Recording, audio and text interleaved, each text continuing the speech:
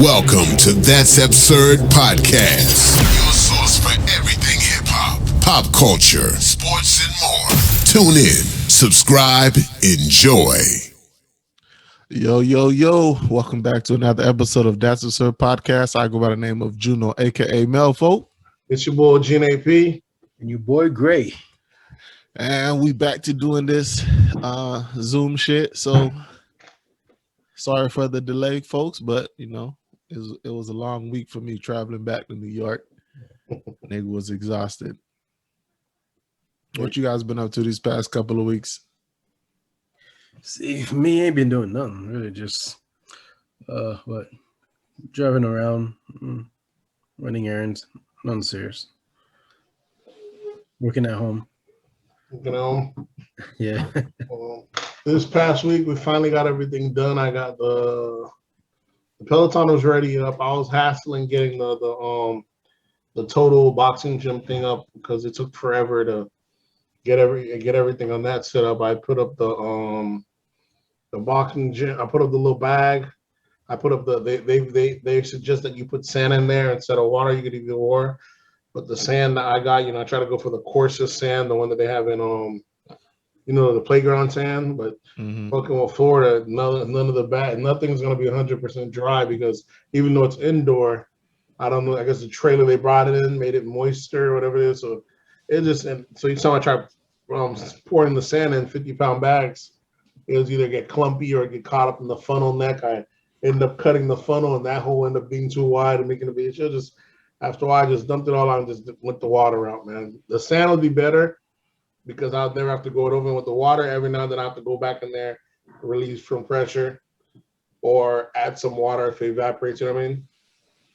But, you could always just on a sunny day put the sun out to dry. I mean the sand out to dry. Then I'll have to wait all over again. How long would I wait to the gym? You know what I'm saying? Hey, you could do that while you have the water in there. So you can replace it when it's ready. I already returned it. And I would just leave it up. Because it will take a couple of days since they're in bags. So on a sunny day, it's still, you have the issue of them kind of, almost the perfect ideal thing would be to pour it out, all that sand, and just let it sit. Right. Wait for a day and let it dry out. Because then the condensation gets back in there. It's just a fucking mess. They made it look so easy online. I was like, bro, if we had the fucking money. One day always. Yeah. So if we had the money, this would be easy business to interfere in. We just create the same thing and just make it where it has a bigger thing where you unscrew and drop sand in there. Because this is a major overlap on their thing. What about you? What you been up to? Not much. I just back up here in New York. Other than that, the week before we did the whole brunch shit. Sunday fun day. Monday I woke up in my bed. I didn't know how I got into my bed. So I had to ask my wife, how did we get here? You going that hard? Bruh, that was a long ass Sunday, bro. We started with brunch. We was going to the rooftop. Then we decided to do a pit stop in the rooftop before we got to the rooftop. Bought a bottle there. Then we go to the rooftop. There's a 2-bottle minimum there. We got to get 2 bottles. And that shit was fucking, bruh. I don't even know how I got home, bro. I was fucked up. Oh, man. I was completely gone. Yeah, I don't go hard like that. You still going that hard? Gray was there. Yeah, I forgot them. Yeah, because we. Oh, when Joe was in town. Yeah. Yeah. Okay. So that was 2 weekends ago. Yeah, I guess I don't remember, bro. It was like the week of the 5th, I believe. Yeah. Some shit like that. Yeah, I think it was after the party. Yeah, the day party. Yeah. So that whole weekend was long as hell. Okay. But yeah, yeah, that's it. Other than that, like, sir, Happy Mother's Day on West Ham. I went out with the missus on Mother's Day too. So we been off 2 weeks. Went out with the missus. Everything's always packed down here, as usual. where'd y'all go? We tried going to like Disney Springs. It was 2-pack. I mean, you can still get in there. She doesn't like being like when too much people. She gets anxiety. So Bro, Nate, you gotta do something with that side beard, nigga. You looking like Anthony Hamilton out this bitch. Anthony Hamilton. I actually had you about to be the meme. I actually had an appointment with my barber Ricky. You might have heard of him, but okay. I actually had an appointment. Ricky can actually give you a beard. But the app would only let me do 2 people. And usually sometimes I do 2 and I go with my kids and they'll just sneak me in, but it was a Friday.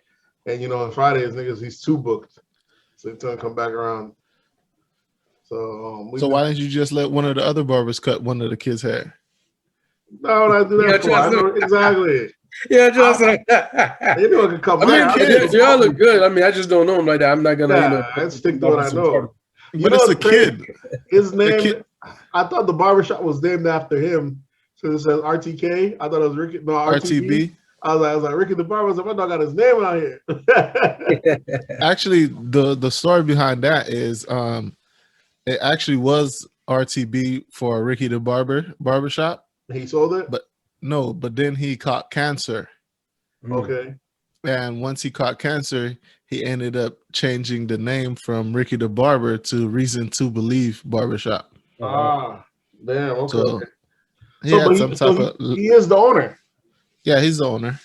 Oh, okay. I wasn't sure because he has the whole Dominican setup. That's the Dominican type of setup of barbershops they have up there. He's Dominican. Huh? He's Dominican. Oh, exactly what I'm saying. But you know how their barbershops is, you pay one person, this, that, and the third, and then you get a cut. It's like you make way more money than it is the regular traditional way of where a person rents their seats. There's not renting a seat over there. He's getting a piece of every haircut. Something like that, yeah. Yeah, that's how Dominicans do it. No, his shit's on point. I might need to holler at him, bro. That thing, because he's way out there, though. There's no reason if you don't want to expand it on the east side.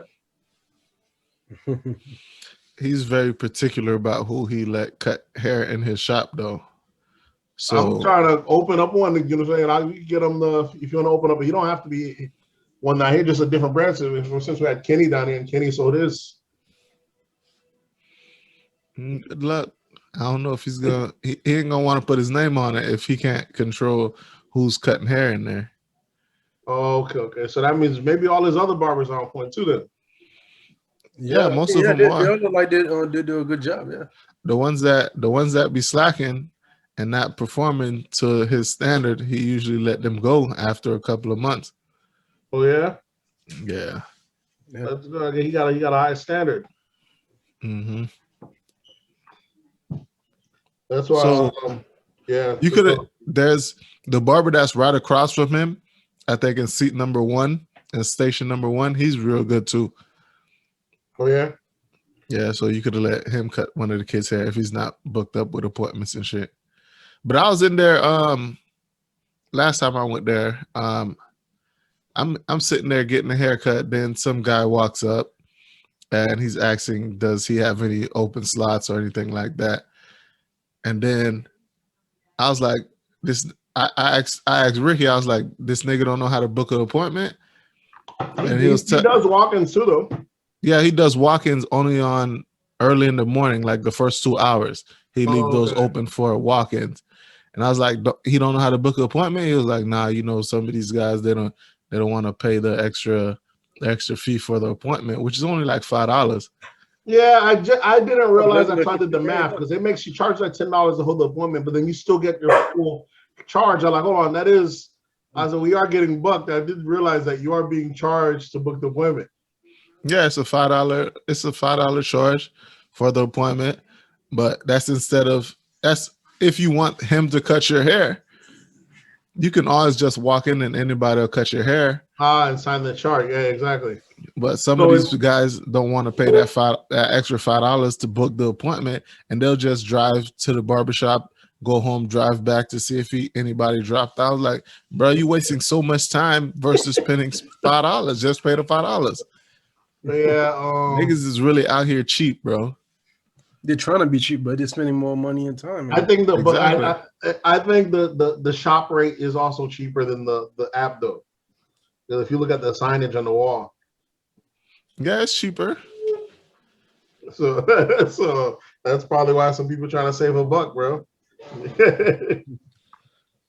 I think the time is more valuable than trying to save the $5. Yeah. Yeah, that's very true. You spend 2 hours trying to do a walk-in instead of spending $5. That's just me though. Yeah. Some niggas don't really do much with their time, so they got it to waste. I mean, all right, y'all ready for the absurdities? Absurdities, yeah. What y'all want to get into first, hip hop or pop culture? Let's get into hip hop and get things popping. To start off with some bad news, which is kind of crazy, is the trial for the murder of Pop Smoke started. We found out, I guess it was a 15-year-old or 17-year-old that 15-year-old. This is the one that 15-year-old killed shot him. him, and the rest of the boys started kicking him when he was down. They got this nigga on the second floor balcony. You know what I'm saying? It wasn't like he was caught lacking. You're not really lacking because you usually think when you're on the second floor, you know what I'm saying, niggas ain't climbing to come get you. But wasn't it like an Airbnb? It wasn't a house? Yeah, it was like a Airbnb, but they didn't come through the first floor. You know what I'm saying? That's what I mean. Niggas really come. You know what I'm saying? Usually you think, hey, I'm up a floor, niggas ain't gonna go, this is too much work. But yeah, they came through to try to get him. Well, they got what they came for was, I think, a watch or something. Like a $25,000 watch that they ended up selling for like $2,000 on the street. what? Bro, so yeah, bro, killed a man for $2,000 to make on the streets. Shit is ridiculous. You know how it goes. Robbery is like, I don't know why it's not looked down as the worst crime, but it is almost in court they treat you. I know for sure you get banned. You probably get more time for robbing and killing someone than you would just killing somebody. Because it's always whatever you came to rob from them. By the time you kill them, the money never adds up, dog. Plenty of time people's going to go catch a major lick. You end up robbing the person only had $75 or $50 up on that thing. The thing never plans out, dog. It's always a fucking, it's like karma plays the last gotcha moment on your ass. Yeah, unless you have an inside man on the robbery, you're pretty much just going by faith and chance. Yeah, but I've heard this tell time and time again. A person goes to pull a lick or do a robbery and end up killing the person. The money they get away with is always minuscule. Always minuscule. Makes you think, why don't you rob a bank, bro? That's why at least you know the money's there. I mean, unless you got people who's working around with a lot of money on them, but they be robbing people that have money on them, but they never catch them on the day they have money on them. okay. They never round these ones. It's always they done risked it all. They done caught a body on some bullshit on a bad day. They didn't even get away with a lot of money. So we had a friend that died that same way. Live in Marani in Tallahassee. All right. Yeah, was getting money. This, that, and the third. They tried robbing him. He tried running away, shot him in the back. He died. The person only had the chain that day. He didn't have major cash on the day. And the person ended up going to jail on on some bullshit. It never works out. So that's what we have on Pop Smoke's RP Pop Smoke. Let's see how that trial goes. These young boys, 15 years old, nigga, throwing his fucking life away.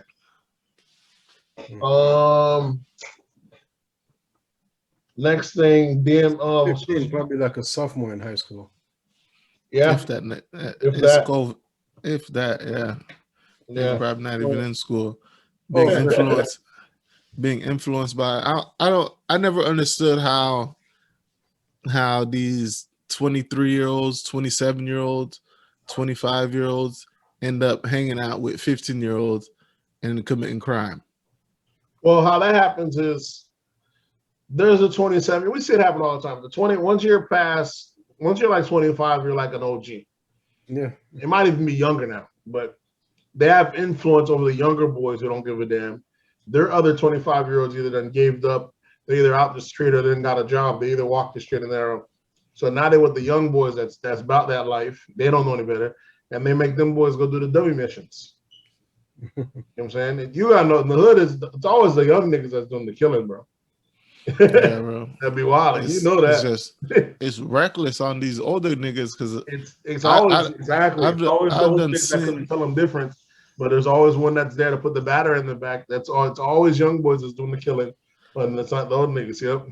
Because I've done even where we from. I remember out on the block, older cat what we would consider an OG at the time. I think it was like 29, maybe even pushing 30 plus. He gets into a fight with some dude that's around our age. Instead of just handling the business on his own, what he do? He called a hothead 15-year-old that's on the block to come shoot this guy. Yep. I'm like, damn, bro. I lost respect for that nigga that day, bro. Because I'm like, bro, this was a physical combat between you and someone about 10 years younger than you. Yeah. And you don't even want to fight. And you're supposed to be the OG in the hood. And you calling a 15-year-old to come handle your business? Yeah, it's very niggas get exploited in the hood. I think Mace made a statement about that, speaking of hip hop, just this past week, saying how niggas in the hood, if you had to join a gang, it's very weak. Which is it's a 50-50 statement, because it's not that it's weak, because here's the thing, you join a gang, it might be something. Sometimes there's lots of places where it's not a gang, it's just a crew, and then y'all name yourself that, and as y'all get older, y'all get some mix. And then you don't even have to name yourself that. Sometimes the community just gives you guys the name, and you guys just run with it. But yeah, and y'all might be acting out. But then there's the kid that don't join the gang, just minding his business.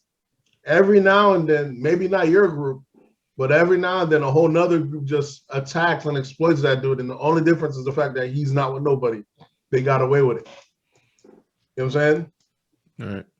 It's just like, I remember, like, even like in our high school at one point, it wasn't like we had our group this and that, but then you'd have like a couple of them Haitian boys on the other side of town, north side, just minding their business. But every now and then they'll stumble across, and them Yanks will jump them over their ass for no reason. You know what I'm saying? Whatever slight that happened with us, they might have just let it slide or make it a joke. But for them, you heard this nigga got his ass whooped, and they go get, you know what I'm saying? It'll be some shit that you get violated, because some people, that's how it goes in the hood. Sometimes you food, niggas see you ain't got no protection on the lookout for you. Sometimes, sadly enough, you do get exploited. So the gang working in numbers can work in your effect. I mean, it can work for you and or against you. If you're not very prone it don't even have to be a group. It just has to be a solid, just a solid group of individuals that they know, okay, this is what's next homeboy. He's with these people. He cool with them. They're not gonna let us disrespect them in that manner. Exactly. So you don't get tried. But running solo can be dangerous when you in an impoverished neighborhood. Exactly, because niggas will try you, do dumb shit like that. That's just the rules, man. Niggas do shit like that.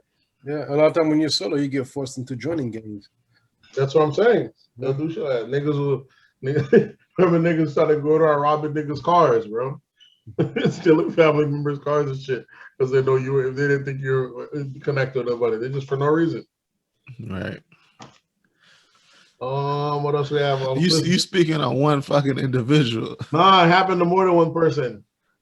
But the one individual will happen, but it happened to more than one person. They were going around stealing. They had to go get that nigga car back and say, "Hey, he with us, nigga. Bring that nigga car back. Fuck wrong with y'all." That did happen. He ended up getting his car back. But see what I'm saying? But they were going around robbing kids. Which is worse? Why are you robbing kids that you know his parents' car? These niggas don't respect nothing, bro. You know what I'm saying? So that's just how it goes, dude.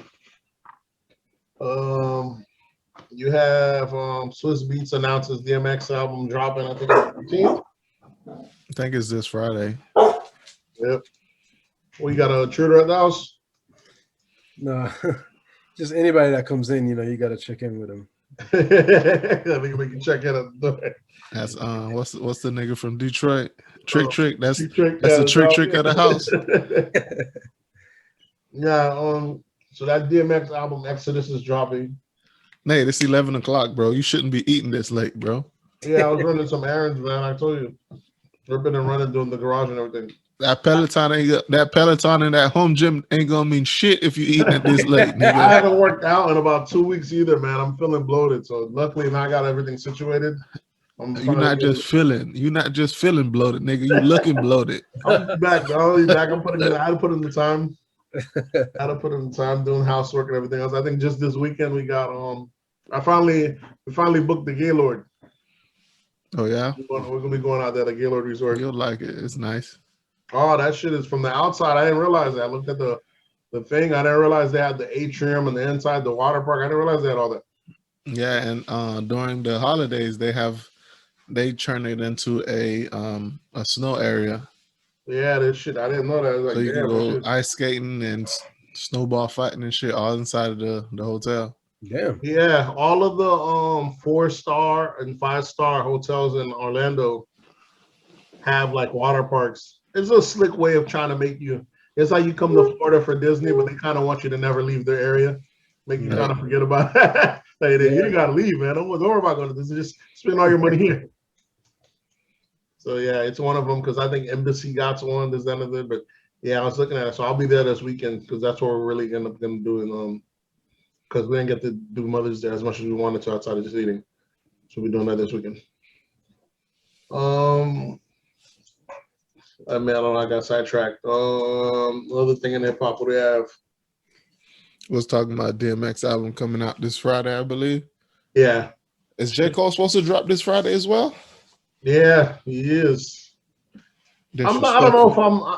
At first, I wasn't enthused about the J. Cole album because J. Cole does the never do any media, never do anything.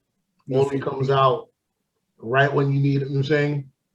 Right when it's album time, and then once he gets his numbers up, he wanders off to the darkness. I wasn't cool with the rollout, but the single he dropped a little interlude, it's fire.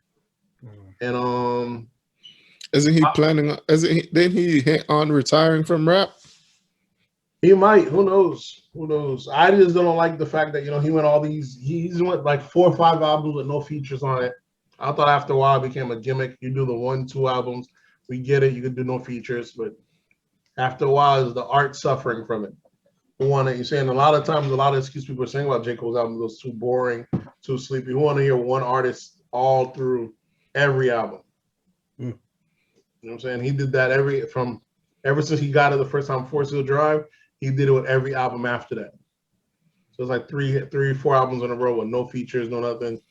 He did all the production, did everything. So he wants everybody to know he's a antisocial. But he wasn't before that. It's the fact that he got the points and he's like, I'm gonna keep going on. Like, it's after a while you play yourself into a corner. Don't if it's fire, then no problem, but don't paint yourself into a corner and never make the art sacrifice for that. You know what I'm saying? If you want to switch it up, like I felt like to me, my favorite used to be when them boys just come up was J. Cole over Kendrick. But over time, Kendrick puts nothing above the art, though. The art comes out fire no matter how long it takes every time. No 2 albums sound the same yet. He's got at least 3 classics under his belt. So I give it up to Kendrick for that reason. While I felt Cole had that fire ass Forest Hill Drive, I don't know what else hangs with it after Forest Hill Drive. The rest were just, some of them were cool, but they were, you know what I'm saying? They're too busy trying to recreate that no feature aspect of it. But this album, he says it's gonna be in his bag. We'll see how that goes, J. Cole, he's kind of painted into the corner. He can't really be talking about student loans anymore. Super wealthy. You know what I'm saying? He's managed by the biggest label out there. Even when he ain't got no single out in between, they're always playing Workout or some old shit of his in the radio station, so we never forget about him through his management. I wonder if his whole I don't need to show this wealth is affecting how people view him. Like, is he trying too hard to be the common man? To be the common man, yeah. I think it is because his fans love it. Because if you're his fans, you grew up with him. He's like our age, a little bit younger. At first, we loved him because he was rapping about the student loans and the struggle. And then someone pointed out, "Damn, nigga, how long it's taking you to pay off these? Sally made you rich." He kind of stopped rapping about that. Your first single should have got you off of it. He used to rap about that, but back then he wasn't dressing like that. Back then he was still dressing with the ice and all that.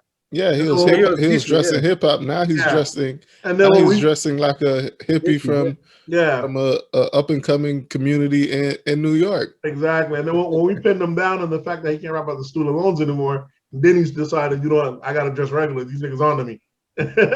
Then he's like, you used to have the fresh cut. Now he all dready. Yeah, you could catch him actually in New York riding his bicycle.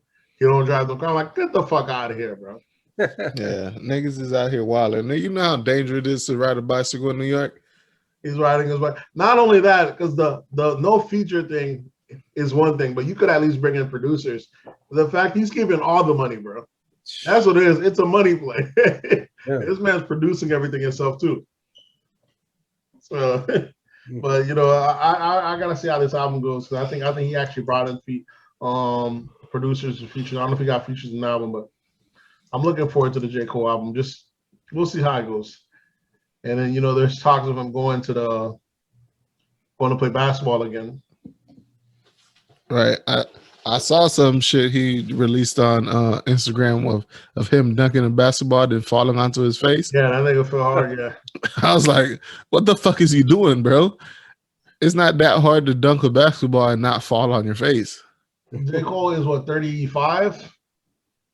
I'm not sure how old he is. Yeah, so I don't know how he's probably he's about to go play 35, 36, he's gonna go play in Africa or something like that. You know, chase a dream that was not like, hey, man, who knows? Be rich, maybe it's possible. Who knows? We'll see how if they start shitting on him on the court. Why not go play for the Big Three? Because Big Three is for retired basketball There's players. No rules. They'll take it. Because T.O. wanted to play for the Big Three. Ice Cube told him no, it's for retired professional basketball players. You cannot join this league. I fuck with Ice Cube. Got standards. We ain't taking just anybody over here. Exactly. Because then you'll have anybody that think they could play ball and has some name, some clout to their name, trying to join the league, and it's just going to turn into a circus. I respect it, because if you treat it with integrity, before long, people's going to treat it like it's an actual league. Shit, look at fucking Vince McMahon. Vince McMahon got people treating fake wrestling on ESPN like it's an actual like they're reporting WWE or WWF shit like it's fucking real sports. Like the shit wasn't predicted and they didn't plan out who was going to win this wrestling match. Yeah, Vince McMahon's the greatest showman in history, bro. In business. Greatest showman in business, period. Because the wrestling is publicly traded company. He's got it on ESPN. I was just seeing some highlights the other day of like, I was flipping through the channel and they have like almost a 30 for 30 for wrestling now. Like I was watching when it was on Steve Austin. I was like, man, this dude was one of my favorites. And they're showing the highlights of how he used to do all those sneak attacks and surprise you at the hospital or put him in. And they're showing how, I remember for a long time he had a rivalry against Vince McMahon on the show. And Vince McMahon was firing him all the time. The shit was fucking hilarious. But yeah, so we'll see how it go. What other ones we have in hip hop? Oh, we got a big one. The Joe Budden podcast finally implodes. Okay, I saw I heard the clip of him firing Rory. That's his name. Yeah. What happened with the other one? You fired him too. on the same broadcast? They would, yeah. They weren't there though. He was basically talking to an empty chair because them boys didn't come in again. Oh, okay. So he said, "You are now in violation of your contract. You're fired. You're not welcome back." Okay, yeah. Well, here's the thing. I told y'all. See, I got a great indicator of catching when niggas are bullshit. Sounds like we knew it was gonna happen. Yeah. Not only that, but when y'all telling me when he was talking about how he's fighting for artist rights, this, that, and that, I'm always telling y'all, I don't know, man. This man's a disgruntled employee. Y'all like, nah, but he's speaking some real stuff. I told y'all. I remember whatever. I knew that shit wasn't gonna work. Anything that nigga touched doesn't work. Yeah, but some people were saying he was fighting. There's no longevity in his shit. It works. He's doing that, implodes it. Yeah, every time he touches that nigga, he fucks it up over time. And come to find out, them boys wanted a piece of the action. They wanted equity. The same shit he's always complaining about fighting for. He wasn't given to those boys. That's what's wild. And you heard him saying in the audio, look, if y'all niggas can go out and get the deal this, that, and the third, then go bring it here. Then no problem. I'll go back. I'll take a little bit less. Not much less, but I'll take a bit less. But if I'm not getting the deal, y'all gonna have to get what I give, and I'm gonna take what's the line, line share. But either way, that's not equity. That's not, them boys want to see the paperwork, see the deal. The whole time they didn't have none of that. That whole thing is ridiculous. Like, especially if you're talking about a podcast that's being solely on Spotify and he catching a big check from it. Mm-hmm. How do you guys not have paperwork from the beginning?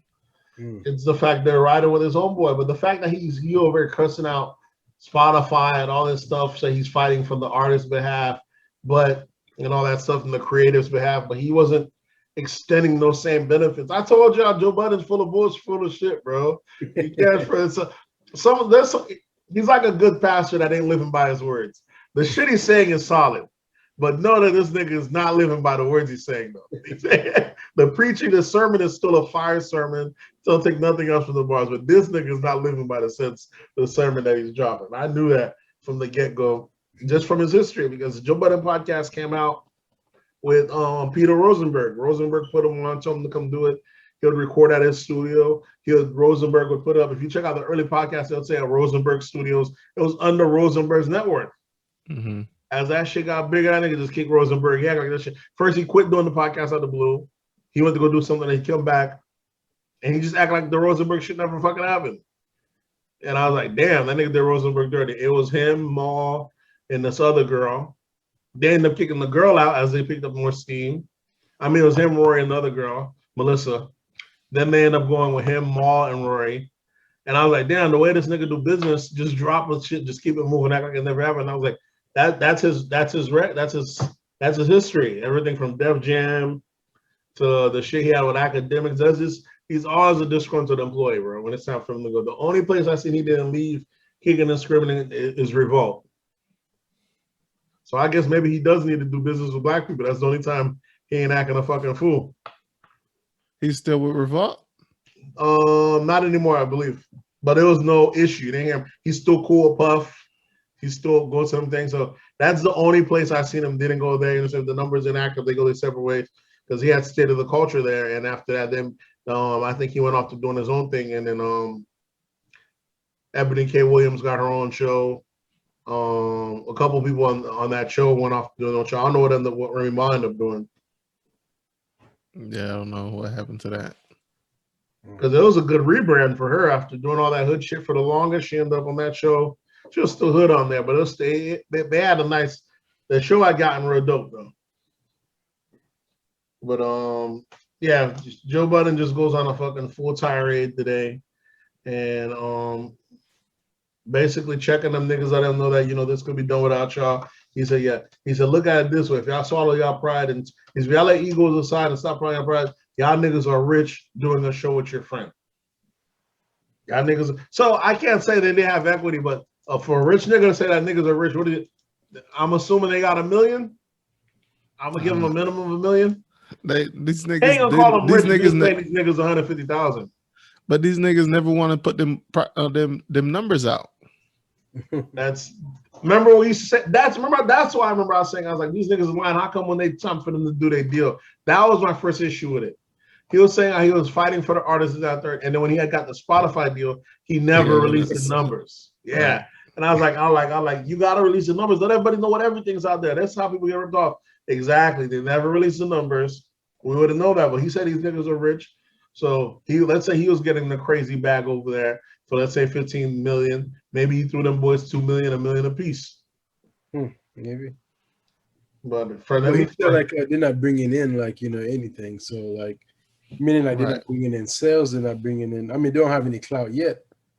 Or Well, the thing is, their industry dude. It's the show that they made up. Ain't what they're bringing.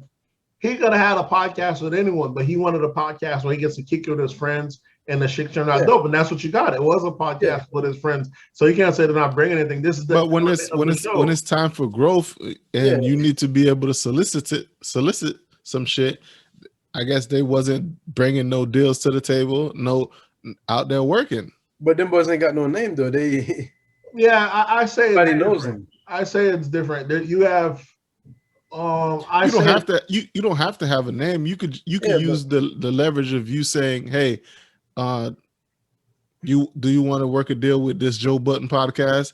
And you don't have to have a name. You use the Joe Button. That's what the name comes in. People respect. Okay, that. I get what you're saying. Here's what I'm saying. All right, let's say you said, let's say you know how like you said, let's do the podcast. Like, hey, I got a pitch a deal.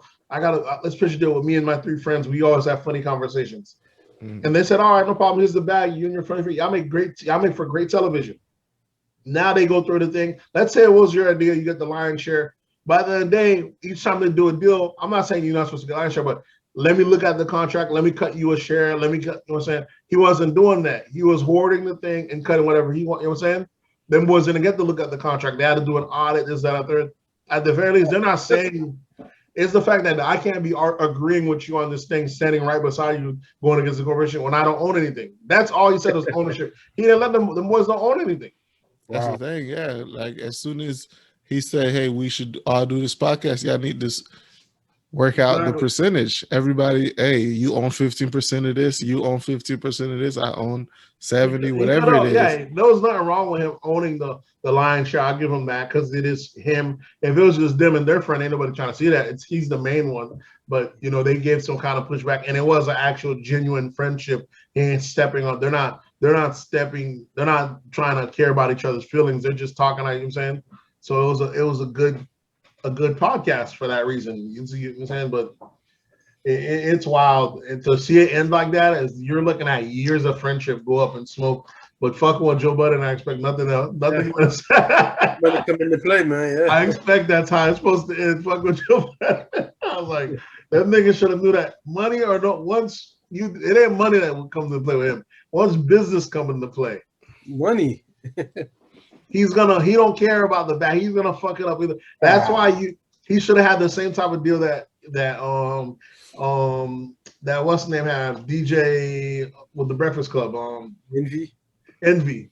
Because he knew Charlamagne got fired at his last 6 job. His deal goes whether or not Charlamagne gets fired, I'm still getting my check out. Because you know, sometimes you get rid of the host and like, oh sorry, we gotta end the show. His contract don't go like that. So you're like, I'm getting a salary, and if Charlamagne gets fired, that's on y'all. I got nothing to do. I still need my thing for sure. You know what I'm saying? And matter of fact, all 3 of them have individual deals. Individual contracts, yeah. So it might work better for Charlamagne because he can get the lion's share because he's bigger, but the rest didn't put themselves in a position where they rely on Charlamagne because they know that at any time he could go or get canceled or get fired. You know what I'm saying? But that's what happens. They all own their own little piece. But it's crazy to see even Charlamagne calling it early. And them boys messed up anyways. The podcast used to have a name. It was called I'll Name This Podcast Later.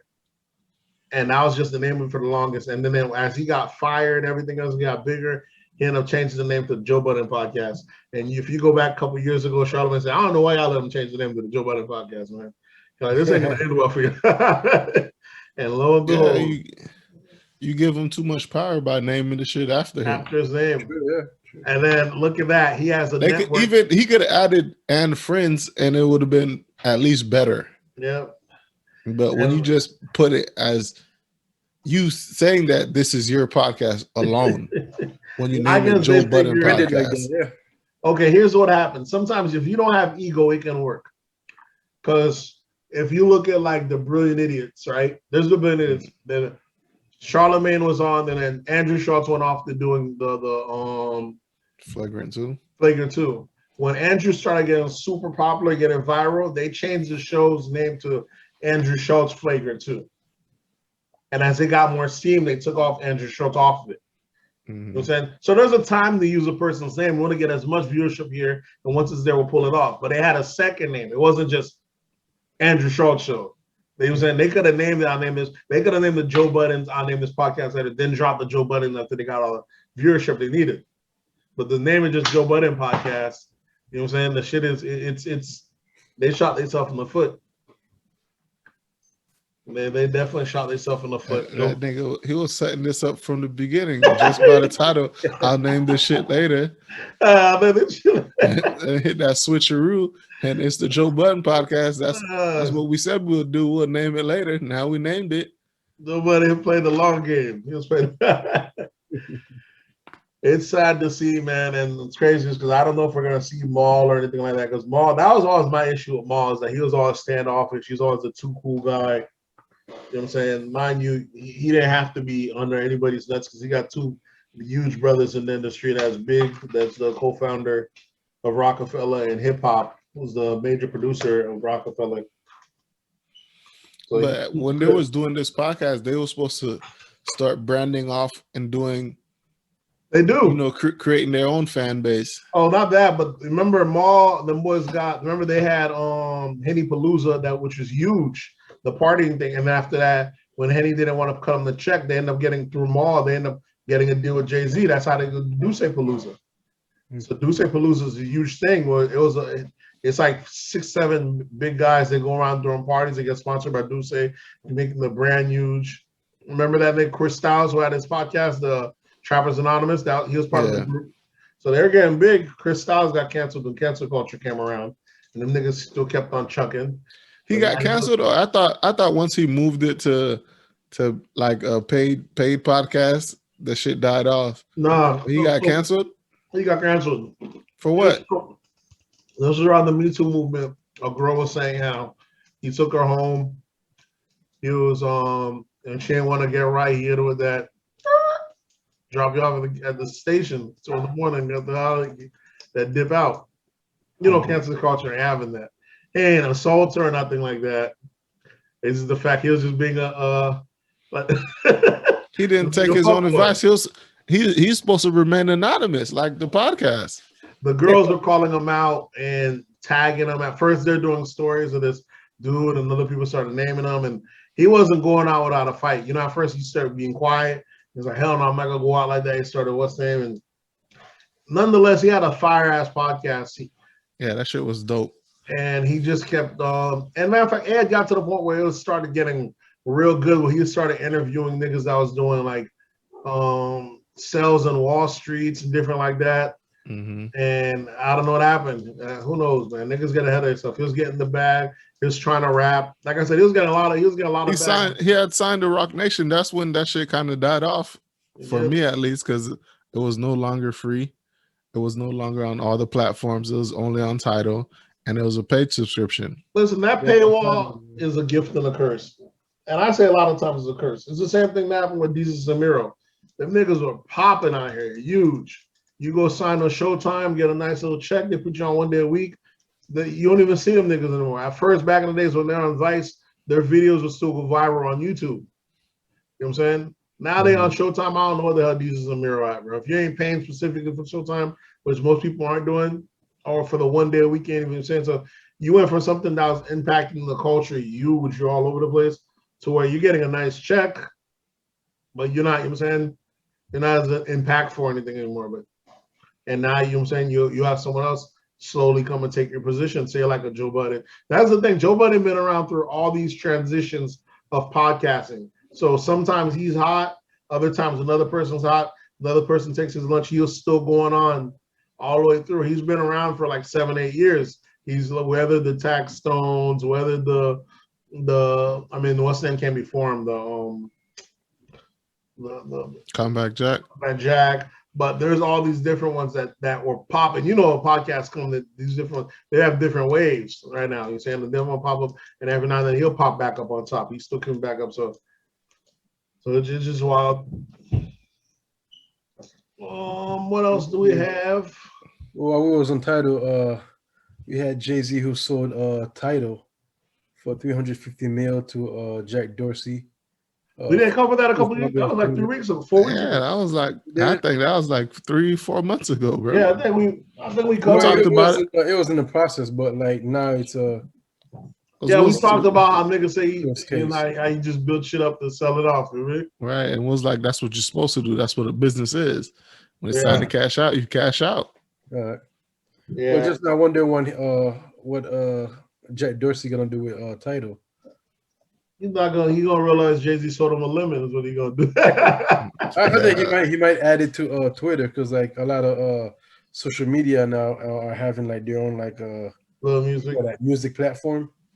He could do all sorts of things. Twitter's one of the big ones that doesn't have it. Facebook. Jack Dorsey's the only one of the only CEOs running 2 different Fortune 500 companies. So yeah, we'll see. I follow a guy that like he owns a lot of shares in Twitter, and he was mad that they didn't fire Jack Dorsey because Jack Dorsey owns Twitter. This would be his three. Yeah, he owns 2 companies. He owns Twitter and Square. The guy was saying how he doesn't. They're like, what CEO got time to run 2 Fortune 500 companies? He needs to quit one and give full attention to the other. So, he was like, but that's what shareholders do, and they own a lot. They're gonna start complaining. They'll try to take your shit away from you. That's the whole. That's the whole thing of opening it to have shareholders is that go public. Yeah, you can lose your business by what other people think, even though you put up all the bread for it. You the starter. You got it to pop. Yeah. Now you have a whole bunch of folks that feel like you're not doing the right thing and they want to kick you out of your own company. That shit is a lot comes with with being a billionaire. If he could have kept it private, he would have never been worth as much. That's a trade-off. Yeah, he wanted to be a billionaire. He got $2 billion companies. You know what I'm saying? It's the trade-off. Yeah. And now every time they don't like every other month they dragging him and Mark Zuckerberg down to the fucking Washington to scream at them niggas about the grilling censorship. Still getting grilled. Still getting grilled. And that's the thing about business, bro. America tells you they love your business, no issue. They love you so long as you're number 2, number 3. As soon as you get number 1, there's a target on your back, bro. Right. That's just politicians want to know why the fuck you ain't doing shit their way. Why you going against us? Why you even speaking on politics? That's the whole Elon Musk thing. Yeah, the same thing. All these people hate Elon Musk and no one knows why. That's why. As soon as it's because he's rich. As soon as he become number 1, bro. When he was like number 3, number 4, no issue. But as soon as he become number 1, you see they never drag out the GM CEO or the Ford CEO. We ain't hating them. You get it? Yeah, them boys, I don't know. Them boys don't even know what those guys are. But Elon, the number 1 person on every company, they drag their ass out every time in front of the camera. That shit is crazy. Mark Zuckerberg, they hate him. So it's a wild thing. We have I guess this would be hip hop. Your boy Kevin Samuel versus Dr. Umar. Get the name right, bro. It's the Godfather Kevin Samuels. Godfather Kevin Samuels and the Prince of Pan-African. Mr. Where my donations? Where my donations? Big Papa in the house. Yeah. Big Papa in the house. Oh man. I like where this is going. I like both of them, man. I like where this is going because I got an asterisk around both these niggas anyways. One for not being married and telling people they need to stay within their race, and the other one for I know y'all said he's no longer married, so that's still an asterisk. And I feel why is it an asterisk, bro? Marriage didn't work out. Here's my asterisk to Kevin Samuels. Kevin Samuels, let's say his message is perfect. Let's say I don't have an issue with his message. Let's say he's trying to keep the black family together, which is cool, honorable thing. Are you trying to do it through guys or through the women? Because how you deliver the message matters. It's not palatable to women, and all it's making is women reject him, so it's not working to his favor. But I don't think these women are listening, bro. Of course they're not, because how you deliver the message to women does matter. These guys are listening. But it doesn't matter who tells these women anything. Even women themselves can't even tell these women anything. Nah, that's not true. Who's the What do you mean that's not true, bro? You might have to pander. We just had to prove, Nate. Come on, bro. You might have to pander. They love to be pandered to. He even interviews women who are afraid of speaking to women. Come on, Nate. I'm saying you might have to pander a bit, but you're talking about might. We're talking about actuality. Like this thing happened. Listen, they have canceled women for speaking up against women. They have done that. No, that happens. No, it happens. People cancel listen, what good is you having a message if it's not getting to the people you need to get to? Nate, those things happened. That's what I'm saying. It's getting to the men, which is who's the head of the household. Here's the issue you have with the men. What men does it need to get to? Because if his show is all about finding men that are beta males and telling you fix your life up, that would have been great. That's what his show was about. It was about, but it's evolved That's from how. that. That's why. That's what his whole platform was built on. Was But it's helping evolved men from correct that. the That's what I'm saying. correcting the fucked up shit that they're doing. That's what I'm saying. But it's evolved from that. I like his actions for the women. It's not connecting. So it's connecting. It is. It's connecting with where's it certain connecting women. at? If you It look just- down, it is. if Bro, you look you down, can't help everybody, bro. That's the thing you gotta he's understand. not helping majority You of can't it's help not helping. everybody. He's not So you helping just majority. can't. If He's somebody not- doesn't want to accept it, you can't help them. He's not helping the majority. You're not God. He's not helping the majority. Let's say it was 70-30. I don't even think it's that. It would be 80 guys he's helping for every 10 women Okay. and another 10 don't Listen, care. mainly Well, what he that's- does, he asks questions. When he asks like those women, okay, what type of man do you want? This said, okay, they want the guy who making 100 plus. They don't even want to look at the guys who's like in the middle class working, like getting by, making Okay, 50,000. we're getting hung Yeah, up on sometimes even if he's making 100 plus, if he's a plumber or an electrician, they don't even want to look at him. His message is right. We don't have an issue. So what do you want him to do? We all agree. It's the messaging. Uh-huh. It's his delivery. It's not connecting to the people that's being. He asked the question. What is about his delivery? Okay, It doesn't even pop up until like this is ridiculous. What person gets affected by the stats he's quoting by? Who is the person that ends up in the most worst position? Is it a black man or a black woman? It's both because he wants No, both it's to not be both. together. Because there's only one that's going to end up. Woman, but It's the not black woman already in it's that not the black position. man that's dying. No, hold on. It's The the black woman woman. in that position. He's trying to get them out of there. He's not. If he's trying to, then listen, Greg. Bro, he had like 2 shows on just smile, bro. Telling women to smile. Like listen. Okay, here's the two shit. things. Here's the two things I have with Kevin Samuel. If I'm trying to connect to these women, because they are the ones that you're trying to save, and my message isn't connecting with them, I either got to tweak my message. That whole I just keep it real. It's not working. It's not connecting. So you're gonna be Steve Harvey then? No, you can be like Iana Vaughn. Let's say Iana would be the. She's not working. Let's say Iana is the closest version to him. That's a person that keeps it real. That'll check the girls. You know, it's not on my watch, but that way he's doing it. The women are closed off right from the get-go. You know what I'm saying? You're saying it doesn't work, but then what message is doing? Because the only thing that's getting out is the videos of him checking black women or cutting girls off, and it's adding to all the other videos of black women or this, black woman that. It's adding more to the hate than it is help. It's not helping the black women. Well, and the black men are the ones that's affected. Decide to make a change. That's what's gonna. Not a change. You're not gonna listen to them. Your message matters. That's what you don't matter. If you're the person you're trying to help can't listen, ain't gonna listen to your message, you have to tweak your message. That's how it works. That's why they put sugar in medicine. You have to change your approach. It's the approach. It's not the message. It's not the message. That's what I'm telling you. I'm cool with his message. It's his delivery. He knows it's not working, but now he's gotten clicks. He's getting paid more than ever. And then another aspect I don't like about it is you do have the beta males in there mixed in there with him that are like, yeah, get these women. I don't like even being anywhere around the beta males because there is a lot of beta males going in there and loving this as a way to tear down women. There are some men. This is the main thing. I don't understand motherfuckers that hate the opposite sex. To me, that's some weirdo shit. I don't understand men that hate women, and I definitely don't understand women that hate men. And there's probably more women that hate men, which is an issue. There's definitely, matter of fact, I'd say there are more women that hate men, which is an issue. I don't understand. That's some weirdo shit. But there are men that hate women that are right in those comments. As you can look at that and saying, there's some simp niggas out there that they're mad they're being passed up. They just looking for, oh yeah, you gotta. What's it? I like, what's the kick? This is a thing he's trying to fix. And if he's trying to fix, you gotta act accordingly. A doctor could prescribe. The people ain't taking it. He's gonna change how he prescribes the thing because he's trying to reach the most people as possible. If you don't see him change it, then you don't see him change it, it's because he's not trying to reach the most people as possible.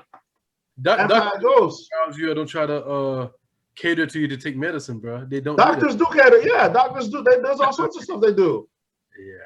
No, doctors tell you if you don't take this medication, you're gonna die. Yeah, but the doctor don't have no. Here's what I mean. He tells women the truth. Like you got a woman who's like a 5 thinking like she's gonna get a guy who's making like 100,000+ and think she a 10. Okay, but it's unrealistic. It's you get one. Okay, let's say it's unrealistic. It has nothing to do with it. That's not the cadence of What what's. do you mean it has everything to do with it? No, what I'm talking about is still the delivery. You know what I'm saying? With the guys, I'm cool with him. You see, I ain't got no problem with. You see, I ain't got no problem. He doesn't curse him out. He doesn't. Oh, he doesn't. You see, I ain't got no problem when he's checking the guys, telling the guy, "Hey man, you got to get your life together." Yeah, the problem. No, I got no problem because that's because men. I expect that from men. You expect that. I expect that from men. In the age of equality. You expect men to be. I don't know. I don't subscribe to the age of equality. That's the same way he don't subscribe to it. We live in it. The same way he don't subscribe to it. We live in it. So I know what I expect more from men. There's no complaint. You got to do what you got to do and come up. But for the women, you got to, he knows women. You got to make this shit more palatable. So when you have the woman who had a relationship with guys who she knows that are bad, and then end up having babies, and then now doesn't want to take responsibilities, act like you can speak. It's somebody else's fault. So how do you cater to that person? Listen, what do you do? You can speak to them. Like I said, she got 3-4 kids by that guy who's in jail. So now she wants a guy who's making 100,000 and want to make him wait for the box. You done seen Ayana Von Zant? She done check women. She done. Well, how do you cater to that?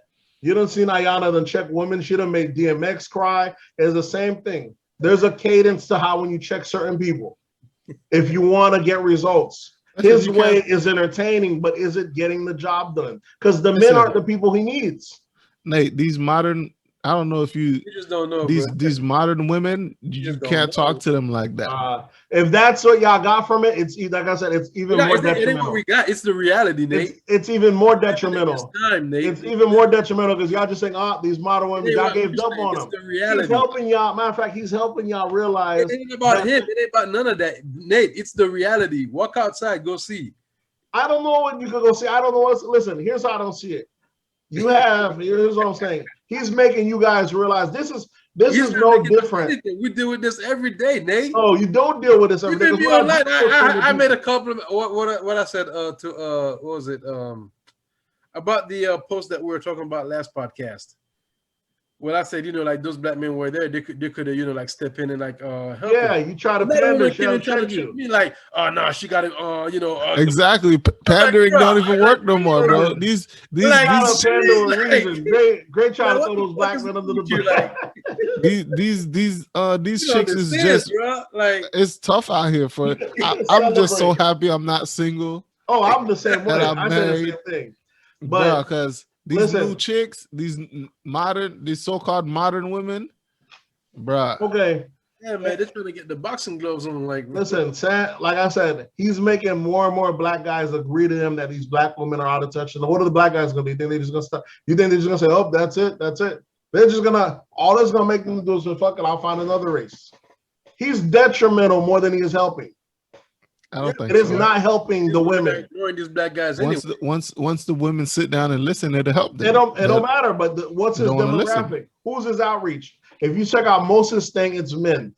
So he is affecting more men than women, and he's showing more men that these women ain't right. And in return, those men are gonna be more off. His gospel is making it worse for the black, not better. Because he needs to, not that his message is wrong, he needs to change his gospel. Say he didn't come out. Is it getting better if he didn't come out and say anything? It ain't getting worse. He's making it worse, is what I'm telling you. It's already getting worse. No, it's all getting worse. Means it's getting worse. It's on a slope. He's putting grease on the slope, making that shit speed up. Okay, let's say for example, listen. Go on to these clubhouses where they're having discussions with hundreds of black people, and I'm telling you, it's usually the gay people get on there and they just I'm like why are gay black women have such a opinion on heterosexual relationships? Oh, it's gay men and just gay folks in general. This is gay folks in general. He needs to address that. Say this is a conversation for gay folks, period. He doesn't do that. Because a lot of the hate that we're seeing. Yeah, he does. If a gay person comes on, he says, "I'm not talking to you guys," so a lot of them can't even have this conversation. A lot of black folks online, a lot of black men that are saying that black women hate black men as well online. They don't even look up. If you look up, you're gonna see double pronouns in their thing. It is a lot of gay women hating the black men. and That's black what men I need don't. to adjust That's that. He doesn't that's speak what. on that. You know what I'm saying? So it's still painting them into a bucket with a group of people. You need to make sure that narrative, you're like, hey, this is a cis conversation, a straight man, straight conversation. That's it. But you're grouping them with the other ones, and He's ones not that grouping them because he don't bring up about gay relationships. That's what I'm saying. You're not grouping, but online when we're seeing how the off-putting, how the beta males in their group, the beta males are putting them all together. They're putting them all the hateful black ones as one group. You know what I'm saying? And then it's still at the end of the day, he doesn't speak on the root of the problem. Sometimes just telling someone he does speak. That's what he is speaking on the root of the problem. No, because how much of his content have you listened to? I've listened to a couple. I've been down the rabbit hole. Remember, I tell you, I don't fall completely for the Kevin thing because it will drive a divide between men and women. That's what it does. The more you're in it, you'll be like, you're already divided, Nate. Okay, I'm telling you, this is indoctrination. You don't find yourself hating women. Nate, all he's trying to do is restore the. He's trying. Listen, Nate. 70s.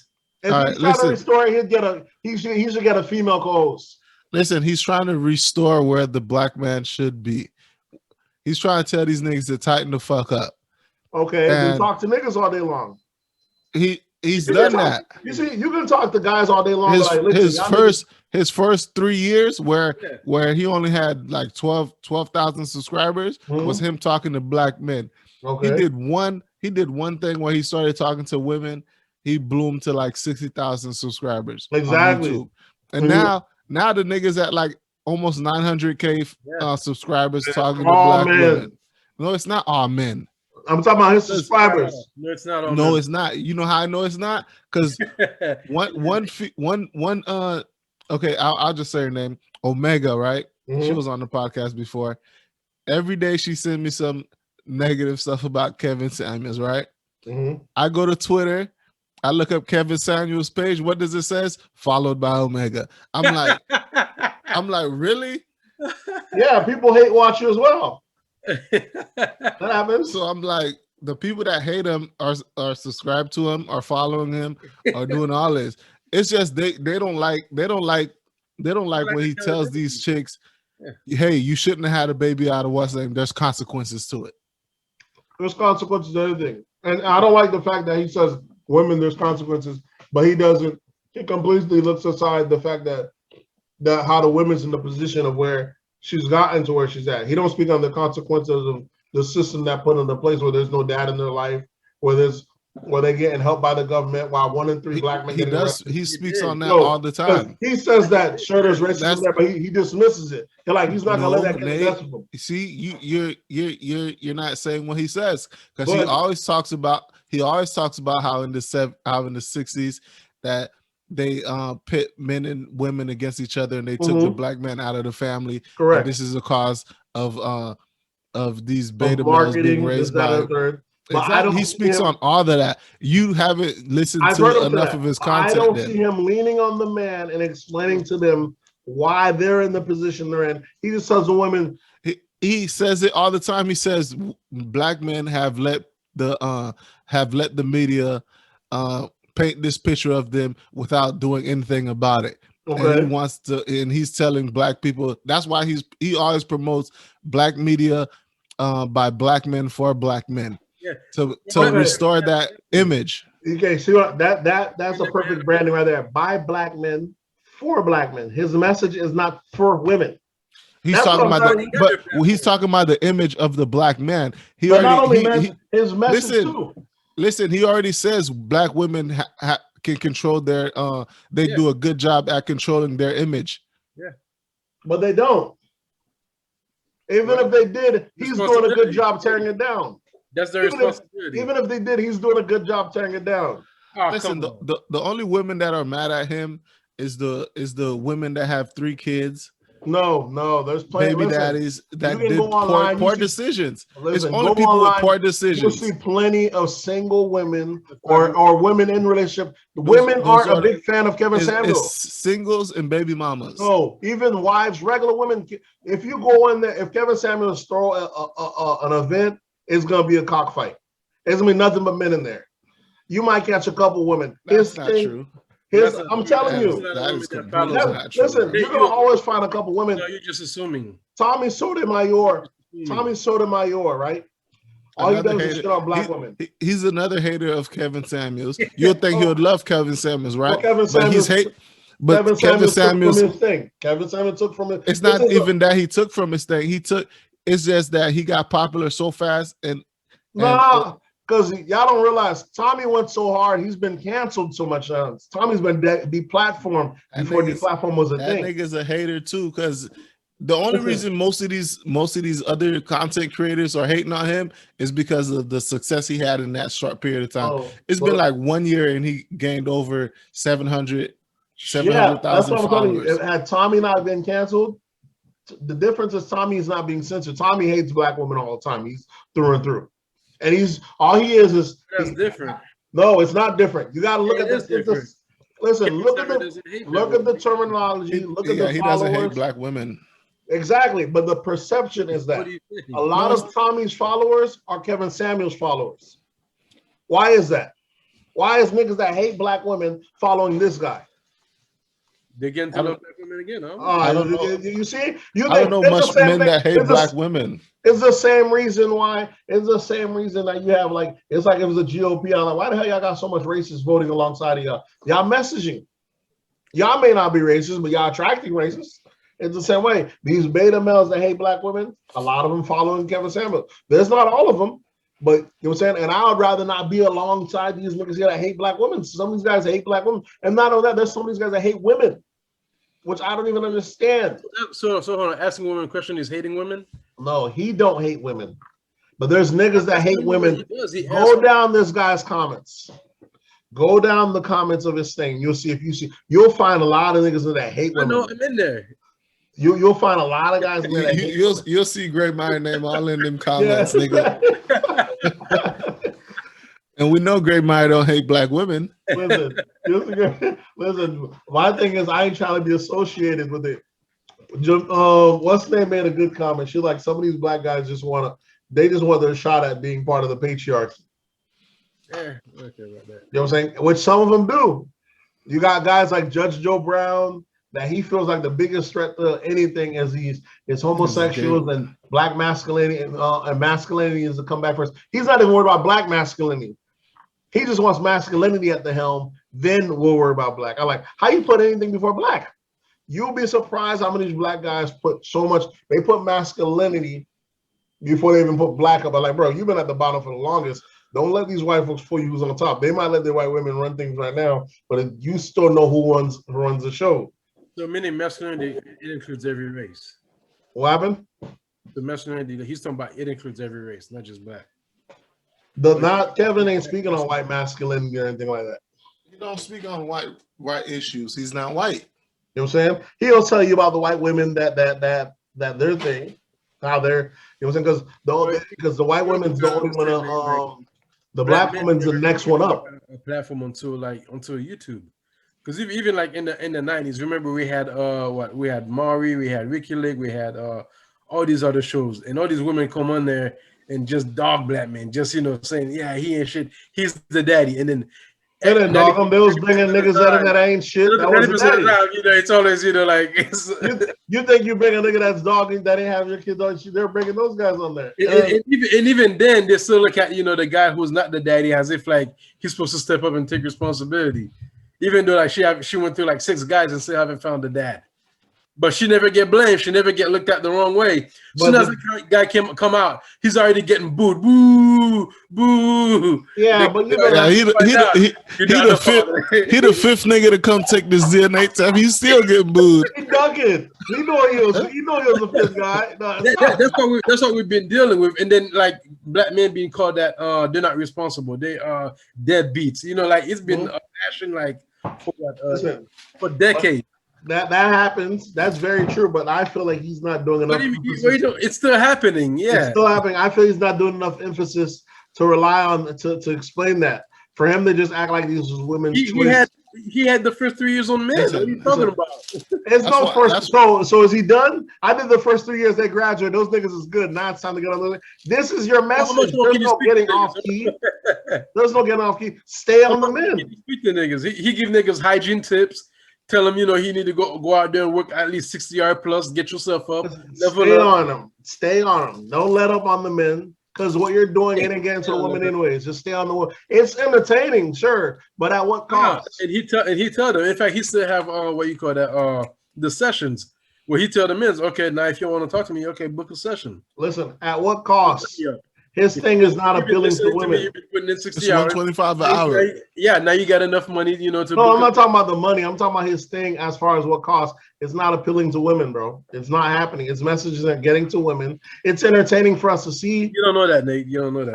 I'm just letting y'all know. Photograph. That's like I say. You don't know. Okay, that's you can name a couple one-offs. We're just saying in general. You know what I'm saying? This, like he says, don't be anecdotal. Don't show anecdotal evidence. Show me a couple of what black women. It's for the most part, black women ain't fucking with Kevin Samuel. That's for the most part. So he needs to. But that's who they need to listen to. Are they getting results? You're right. Hey, like you said, that's what they need to listen to. So what are you gonna happen if you're trying to get the black woman? Derek Jackson ain't getting them results. Who else? Who? What results? Where's the results you getting? Yeah, they're not getting the results that they want. What do you mean? Finding a guy who they want to marry, finding getting good relationships. Well, I don't get what you mean. So who's getting the results? That's the whole point. That's who's getting the results. The guy he can't get the black woman in this thing. So how is he getting the results? What do you mean Derek Jackson ain't getting the results? Okay, all these other people like black women been listening to from Steve Harvey telling black women to make guys wait 90 days for the box. You got Derek Jackson who always fought the black men. Women are not getting results from those guys from listening to their advice.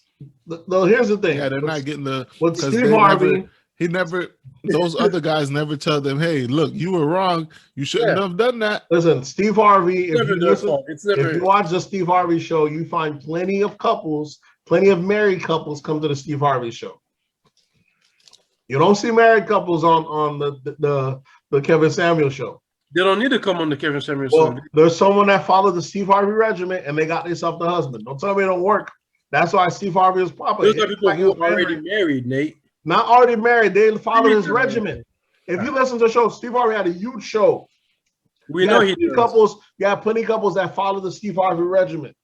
Already couples, Nate. No, Steve Harvey don't even follow the Steve Harvey regimen. No, Steve Harvey, I'm talking about they follow the regimen. That's how they became a couple. They were onto his book. They'll tell you how the book changed their life. This, that, and the third. You don't dismiss the thing. It's very pandering, but it works for both sides. And there's a sucker on both sides. And there's suckers born every day. There's guys that's gonna wait the 90 days that's gonna fall for because guys are gonna do what they can get. What do you mean? If everyone locked down and said you have to wait 90 days, what choice did you have to do but wait 90 days? Right? Yeah, men have choices though. What do you mean? That's okay, listen, Nate. If everyone followed certain rules. Listen, let me tell you what happens with the 90-day rules, right? The guy said, okay, you know what? I'll wait 90 days, but guess what? Then he go mess around with other women. Okay. They come, he get the box, now he dip out. Well, okay. That's how it plays out. That ain't how it plays out. Plenty of girls can make you wait. Listen. Here's what I mean. How it plays out. Here's what I mean. Listen, you can only make the simp guys wait the 90 days. It's not true. I ain't never waiting no damn 90 days. But I'm just saying, you know that. You're not being resentful. So you think that the alpha male, the guy who's making 100,000, the guy who got what I'm saying is if she's making me wait 90 days. What I'm saying is she's making me wait. I'm probably just not messing with her. But I ain't saying, I'm gonna wait and I'm gonna teach her a lesson. I'm gonna beat it so I can be gone on her in 90 days. Who does that? A lot of people do that, bro. You know what I'm saying? That's not a thing that he's gonna wait and then not a thing. He's probably just not gonna mess with you. He can't mess with 90 days, he can't hang, that's it. Or you're gonna actually get to know you, like you, and then you do it in 90 days. Whether he's doing this thing on the side is a whole other thing. What he's doing this thing on the side is a whole other thing. But that's the difference. With them rules, then what's to stop it from making everything a first date? Why make it? Well, if the guy, you know what I'm saying? A guy is partial. Most people ain't smashing on the first date to begin with. So a guy is willing to wait regardless at some point. Most people are not. But when you have that already set in your mind, so okay, you know what? I'm gonna make this guy wait 90 days no matter what. No matter what. But guys already know they're gonna adjust to that. Because She making me wait. I done this. We done been there. Okay, yeah. What does that mean? So he's not gonna like her anymore because he has to wait 90 days. Yeah, He's gonna do what he gotta do, and he's still gonna like her. If he likes her, he likes her. Yeah, it's not like that. What are you talking about? It's no different than a guy. He likes a girl. She gotta do. Actuality. And actuality. You know what guys do. If a guy likes a girl in actuality, whatever. If he sees that you're playing games, he's not gonna sit around and play with you.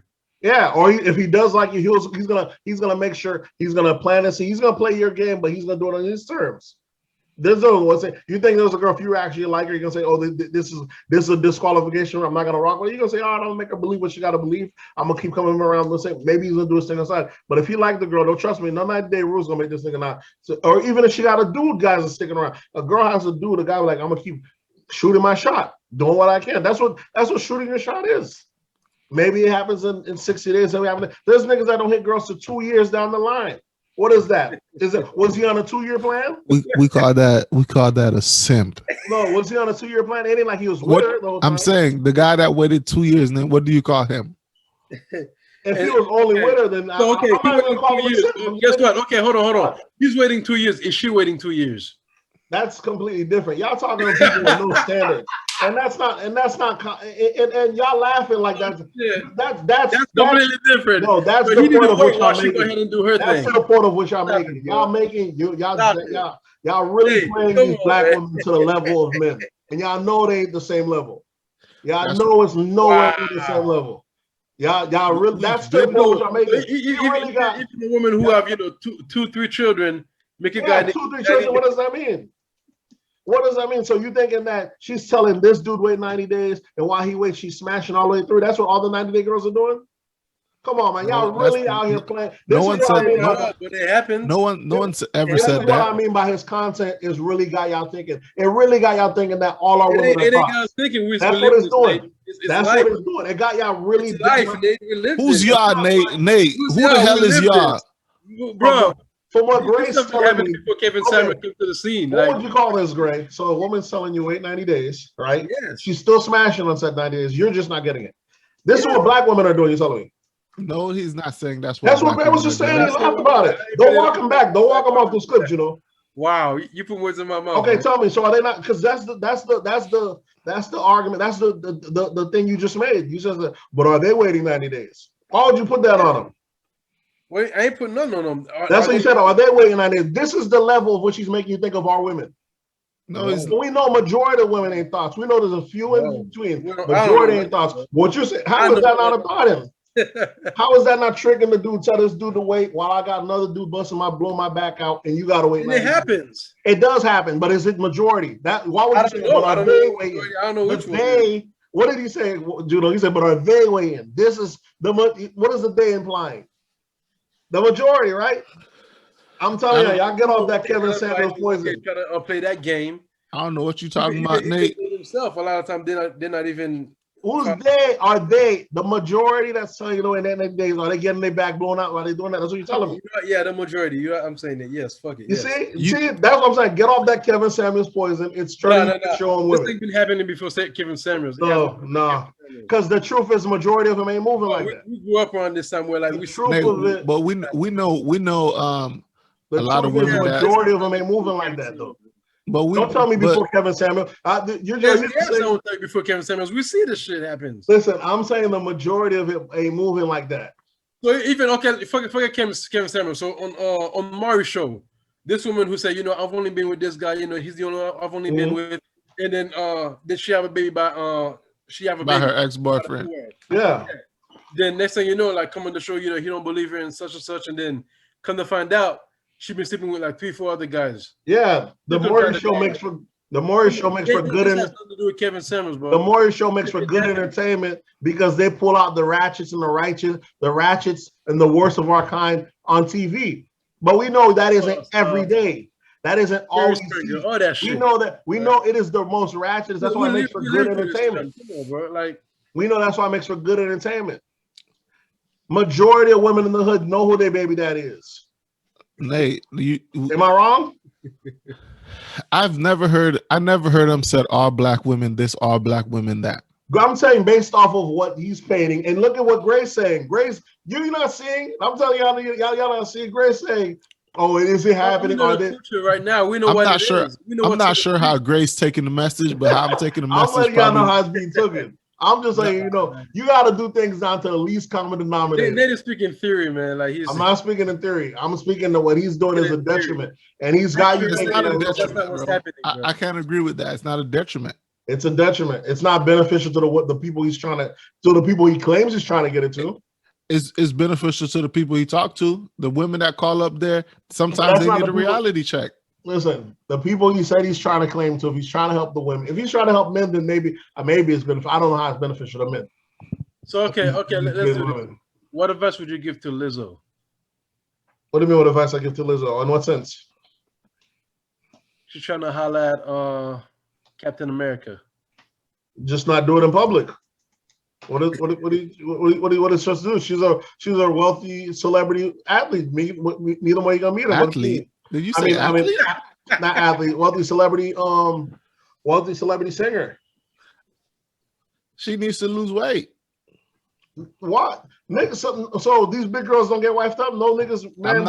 I'm not saying that, but when you're chasing the guy with the six pack, maybe, well, you don't know his preference. It's not her, Nate. We don't know his preference. We do know people's preference by the people they date. His girlfriend. What are you talking about? I'm not saying what she need to do. I don't know if she needs to go do all that to get. This is what I'm talking about. Like, come on. I'm not saying she needs to go. If you're gonna say she needs to lose weight for health purposes, then fine. You were saying or everything else. Because if you're doing what you're doing to attract the next, just the other day, Liz was on there talking about how no healthy person would want to switch bodies with a fat person because they know fat people get discriminated against. Okay. No, the reason people don't want to switch places with a overly obese person is because that shit is not fun to walk around and that ain't why. Knees hurt. Because society standards. It ain't because it's just because it's not healthy. Why would a healthy person switch? Healthy. Plenty of shit is not healthy in society. People don't mind that. It's society's beauty standards that have that. But if y'all saying she should just lose weight, because he said, "Well, what advice would I give Lizzo?" So if you're saying society's beauty standards, what she need to do? Why stop there? Why not get bleaching? Why not get your hair blonde? Because we know society, the lighter it is, the lighter, the more whiter complexion, the more you're gonna be liked. So why not? Why stop at the fat loss? Why not get bleaching? Why not get the blonde hair? Why not look closest to the beauty standard that everyone's striving for? I don't know. Okay, so this whole light skin thing, right? Don't say you don't subscribe to it. Majority subscribe to it. I know majority subscribe to it, but look at all the interracial couples you know. Do you see light-skinned black women with white men? I see light-skinned black women with black men. Okay, do you see light-skinned black women with white men? No. What do you mean? You always see the darker ones with white men, right? Oh, you mean the black woman, the dark ones? Yeah, maybe. Yeah, sure, yeah. Because the darker ones are the darker black women are the ones that the black folks don't like. They're on the bottom of our helm because the hue color. I don't know, but they get married to might be on the top of the white person too. They might be on the top of the white person saying because the darker color because they fetishize. You know what I'm saying? So it works in that way. They might want to be with a black guy, but the black guys, I don't think that she's the red bone. He's going after the red bone. Who creates the beauty standard? The white man. Okay, so if the white so if the white man creates the beauty standard and the white man only goes after the dark black chicks, he don't. Majority ain't going. You just said he did.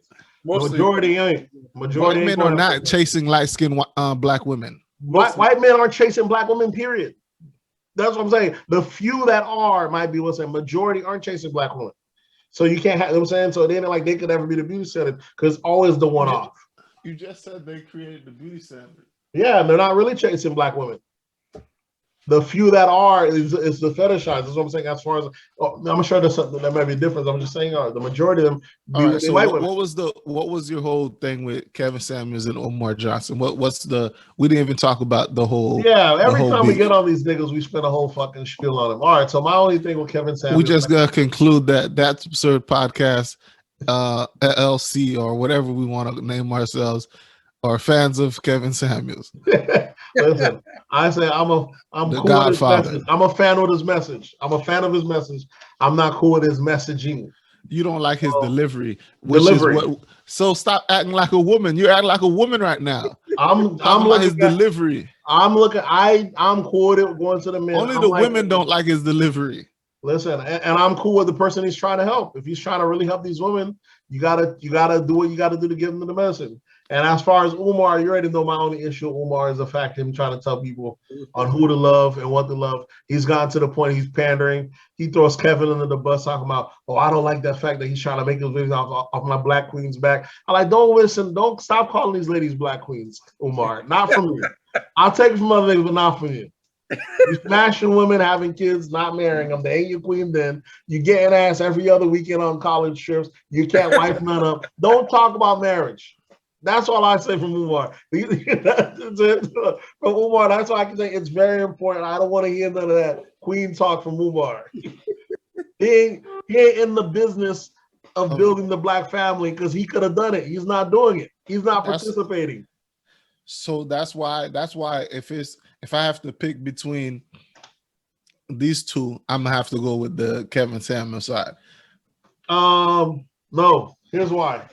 No. Why? Because the Kevin Samuels message, you saying Kevin Samuels' message is good, but I mean his message is wrong, so it's not reaching the people. Umar's not living his truth, and some people are soaking it up and buying it. So Umar might work better. I was like, but to me, I'm criticizing like this nigga ain't living his truth, but it's still. Yeah, I can't take the hypocrite. I'm not taking the hypocrite. But a lot of people are. You know what I'm saying? Well, as opposed to Kevin, What does that mean? So you gotta follow them? Listen, if we all did what Umar does, there would be no black family. This is true.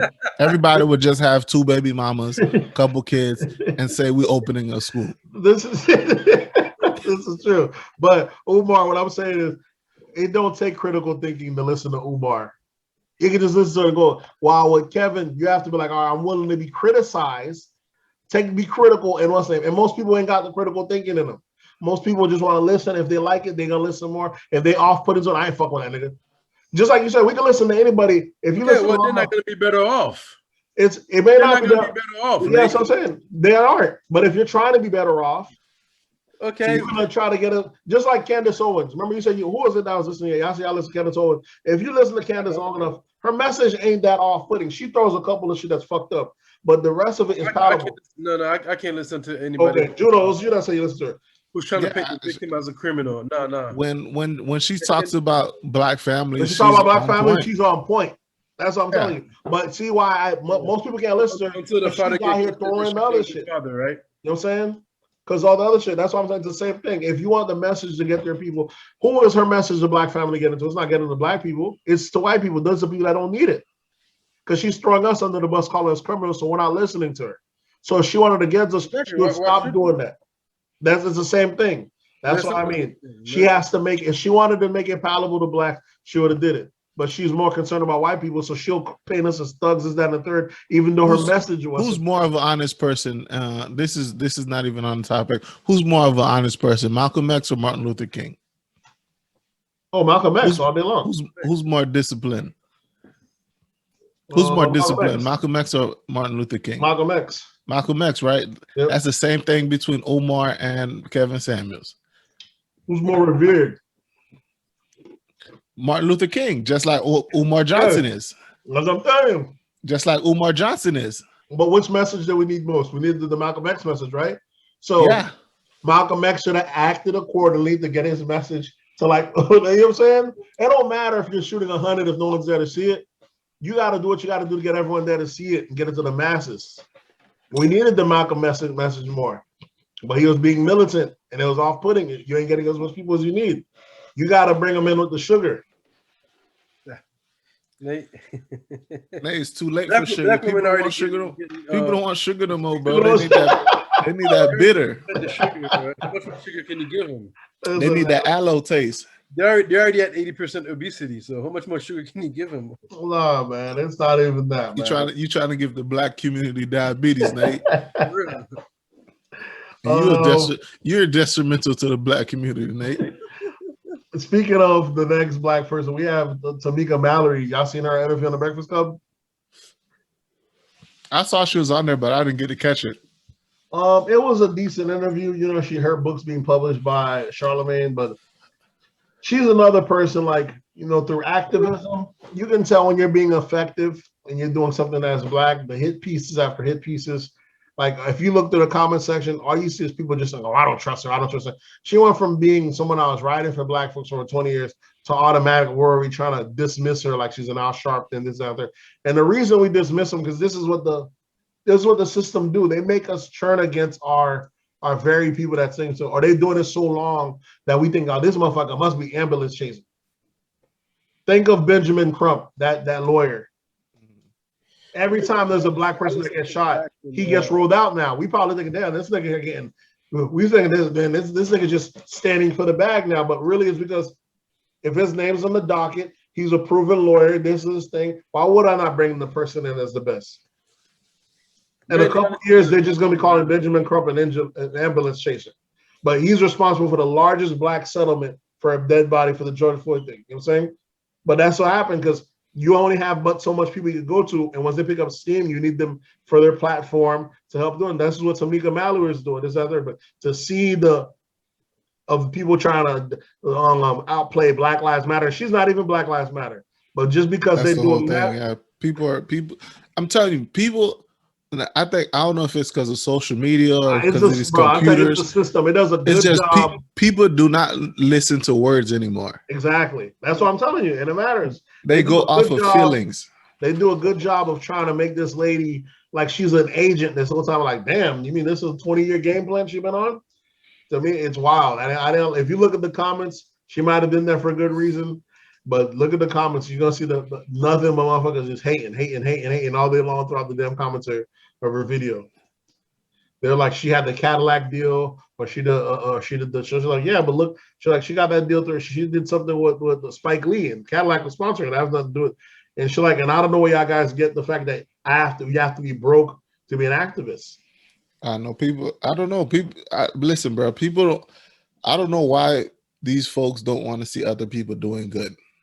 It's like if I have someone that's fighting for my cause, why wouldn't I want that person to be successful in life and have a nice house to go to? What's wrong with that?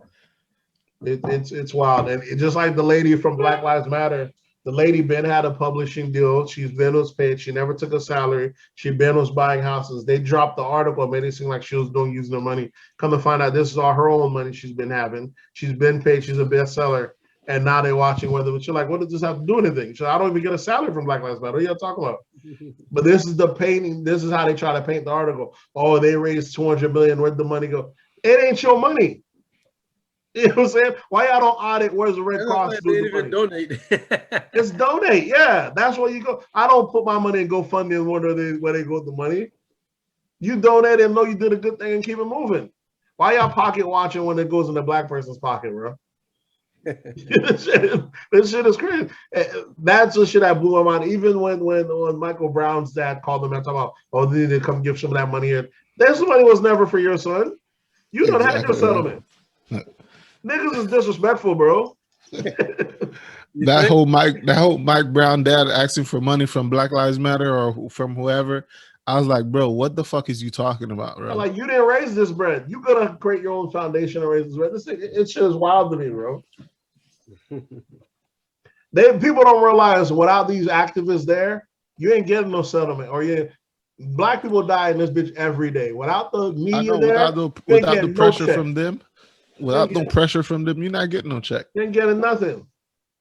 That's how it goes. Motherfuckers want a piece of the pie. Like, bro, we understand your son got killed. We know it's wrong. That's why there was a settlement. But how long do you want people to keep giving you money? Yeah, it don't make any sense.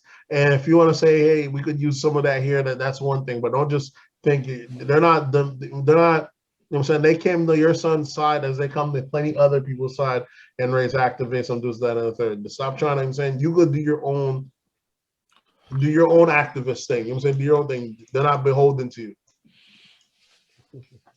But do you think her youth and her she's not young. She looks young. That's what's crazy. That's what I'm saying. But that's still considered her youth. Yeah.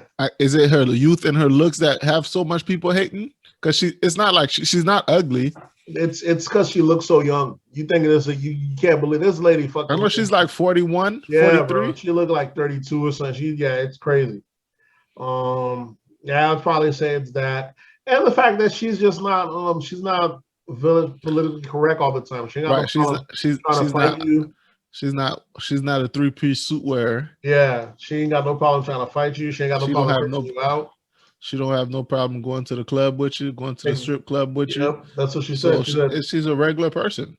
That's what she said. She said, I ain't got no problem with you. She said, I listen to Cardi, I twerk, I still look out for my people. She's like, I'm a mixed bag. That's the person I am. If there's other people y'all can go to, if y'all know what I'm saying.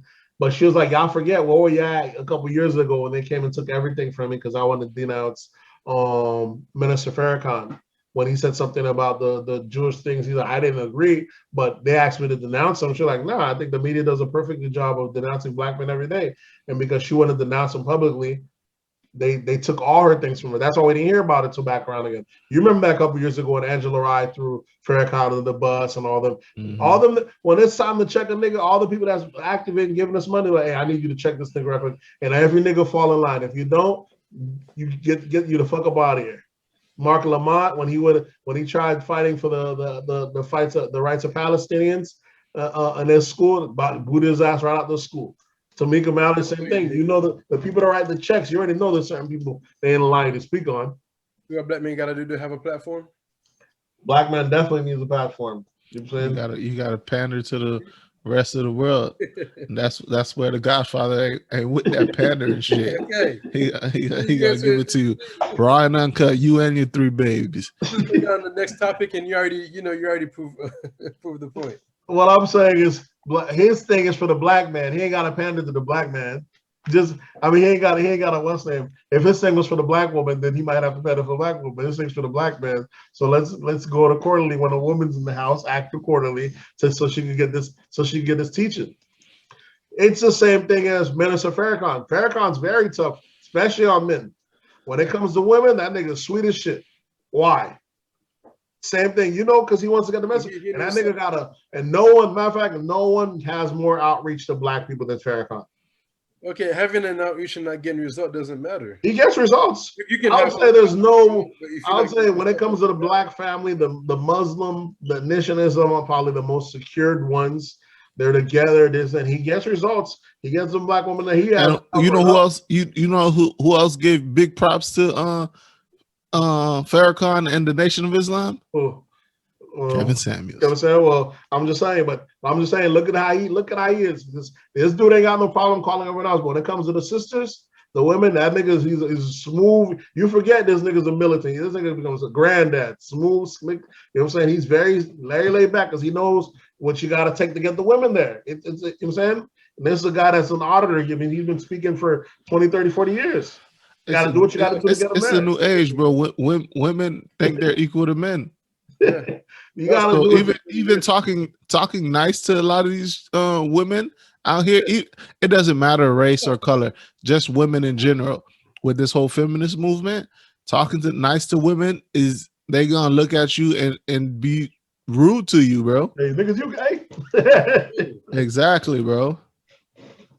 Man, it's a wild spot, man. I think that's all we have for hip hop. We could jump to the next section if y'all want to do. I got some stuff on hip hop. What's up? He got NBA young boy wrongly charged. He got charged because he was shooting a video on the parking lot in Baton Rouge, and police pulled up and they arrested 15 people. Yeah, that was didn't catch him, so they had a warrant out for him, and he was in. He ran, right? Yeah. So they caught him. So what are the charges? possession of a firearm because he was around it. Some dumb shit. An illegal having a firearm. Yeah. She's not allowed to have because it's a felon, and also for like weed, and also they're trying to pin the murder that happened in South Beach on him, where like somebody had opened fire on him on his barricade, and his bodyguard returned fire back, and they end up hitting a pedestrian, and that pedestrian died. It makes sense. Like it's a simple case of stand your ground, what you did, but when you black, the shit don't work in your favor. Yeah. After that, he didn't shoot himself. My bodyguard did. Why you even got me? Yeah, so why is he getting charged for something that his bodyguard did? But they're trying to get him they're trying to charge it to him, but yeah, they're trying to get him out of here. Even the gun charges don't make no sense. No one called the cops. They're shooting a music video. He gets charged for being around guns because this got to do with me. I'm a celebrity. Anyone can have guns around me. It's a bullshit charge, but he's from Louisiana. You know how they do niggas down there, bro. Man, what's the name? Just got out of jail. Mac. What's his Shaq? Shock. Shock. Yeah, Shock. Yeah, he got his thing commuted, his sentence commuted because he had life in jail for shooting somebody. The only gun they found was his gun, and they matched them the bullets of the victim that died. Well, Louisiana is a place in Louisiana, I think, has the most executions, and of course, you know who's getting executed the most is black people. So you know what I'm saying? There's some places in the South you don't want to catch no charge at, bro. You might as well put that plea in right when they catch you. And even right now, they still don't have a charge against him, but they'll hold you. No bond. They're holding them until they like find a trial date. Yeah, it's bullshit. Yeah. California wanted to give him a bond, a $500,000 bond, but the prosecutor rejected that. Said he needs to sit in jail and wait until his trial date, until he get a trial date. Yeah, it's bullshit, man. These boys, when there's a target on your back, young boy. So yeah. Look at the difference to how Drake's career is and how these gangster rappers' careers. It's almost not worth it doing the gangster shit, bro. Because Drake's got the most bags for over. He just got voted artist of the decade. Over 10 years, eating, no trouble with the law at all, just collecting bags, $1 million a night, going about his way. Checking in the hood, that hood shit. These crackers try to railroad you every step of the way. I was thinking about that the other day, bro. I was thinking, damn. I remember being in the hood, doing a little dope dealing and all that shit, and I'm thinking, damn, these boys still out here selling dope, making a lot of money, flourishing and stuff like that. But then I said, who has more assets? Is it the guys that just went to work and stayed off of the streets, or these dope dealers that made a shitload of money?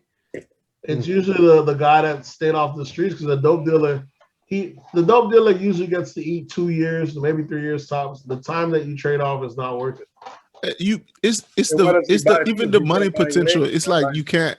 If you're on top of your money, yeah, but they're not. You live it's like it's a tax for that lifestyle. You got to tax for that lifestyle. You got to clean that money. So the clubbing, the design, third. Mainly buying cars. That's the biggest thing. That's some cars and jewelry, clothes and shit like that. But these niggas still living in apartments. Yeah. It's another thing. It's the fact that remember, that's the good thing. As we saw up Trappers Anonymous, he has brought up a dope boy in there. The dude was making $1 million.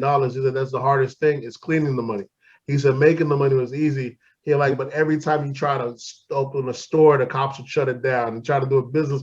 They don't want you to climb up out your bracket. You know what I'm saying? So it's almost like you got to have a long plan to get out this way with the millions. You're not just going to be able to jump out the game with the millions because they want to see how you got it. They have the business front. So he said the money was the easiest part for him to get. And I'm like, damn, that is kind of true. You gotta have a plan. Why is it so difficult for black drug dealers to clean their money versus because they're looking out for us. The rest, when you're not being looked out for, you have these Italians, these Hispanics. They can open up a corner store that have no traffic, and no one bats an eye. Bro. For years, no one bats an eye. But black folks, we go into our shit. Yeah, but because we're looked at as the main suspects. So we got to do our shit that much harder, think that much far out in advance. There's that third thing. Yeah, just like you said, there's I gotta say this also a lot of time too, like the other drug dealers from other races, they work with like people who's have small business working, so they all like they all cooperate. well, I mean, the business could be like a front. You're gonna go down Orlando. You see businesses that been here for years. That bitch just bone dry. No one ever in there. Like, they work with the working guy, the guy who's in business, do all that so they can clean the money. It's the fact they're allowed to do it though. That's what I'm saying. Like, black folks not allowed to do that. You can't just open a corner store and have no traffic coming through it, and someone asking and open a case on you. All right, like that. Motherfuckers be. That's why I say it's very important. That's why I say if you move into a suburb, that's why even when I moved there, I was thinking, let me go get that American flag and plant it on the yard. But hey, I'm one of the good ones. Just so if I was doing any dirt, they ain't got to be like, hey, what is he doing over there? Because you're always a suspect, bro. It's just how it is. Look at the we have the one. What's that one app? It's called the the phone with the Ring. It has the neighborhood app, which is for that next door neighbor. It's called Next Door Neighbor. Next Door Neighbor. They said Next Door Neighbor contributes to so much racism. It's crazy. Black person walking in his neighborhood, he gets a ping. Strange black man walking in the neighborhood. You know what I'm saying? You're always a suspect. You know what I'm saying? Outside of package alerts, this, that, and the third, pay attention to that app if you're a black guy and see if you ask. You might notice they talk about you right up there one of these days. Because we're always doing looked at, man. Yeah, so next thing, did we get on Kodak Black pleading guilty to sexual harassment charges? Which one? Kodak Black pleads guilty to, I guess, a lesser charge. He got probation for the sexual assault. That was for the rape charge? Yeah, the sexual assault. Yeah. We can't use that. Listen, we can't use those words on here no more. You got to say grape. You can't just say the R word because it. Why? What happens? If it dings the platform and the algorithm and all that stuff. So I don't know that. We gotta start being a little PC. Yeah. I would never plea out to such a charge, but when the shit's against you, all I know is if it was a real charge and he was a black guy, they would have took his ass down. Yeah. It feels guilty. It feels guilty as charged. Brought his ass in. There wouldn't be no probation. Ain't no probation. Yeah, exactly. A felon, this, that, and the third, but they know they ain't had no case. He wanted to get it over with. He didn't want to get rung down. They're like, fuck it, give him probation. I'll get this shit off my back. He better than me, though, because I would have fought that shit to my dying day. That's one shit I don't want on my jacket, period. Hell yeah. Shout out to the real sexual harassment victims and also said he didn't do it. That's what he said? Yeah. I mean, yeah, you gotta.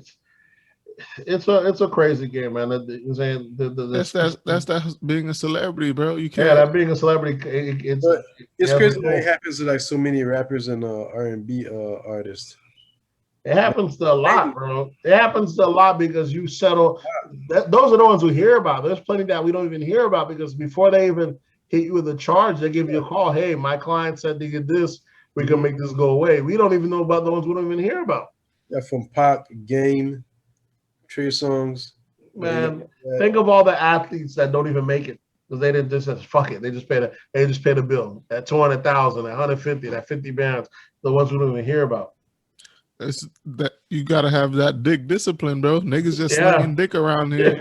That shit gets you in trouble. It definitely does. Shit, look at T.I. Him and his wife getting in trouble. Shit's all.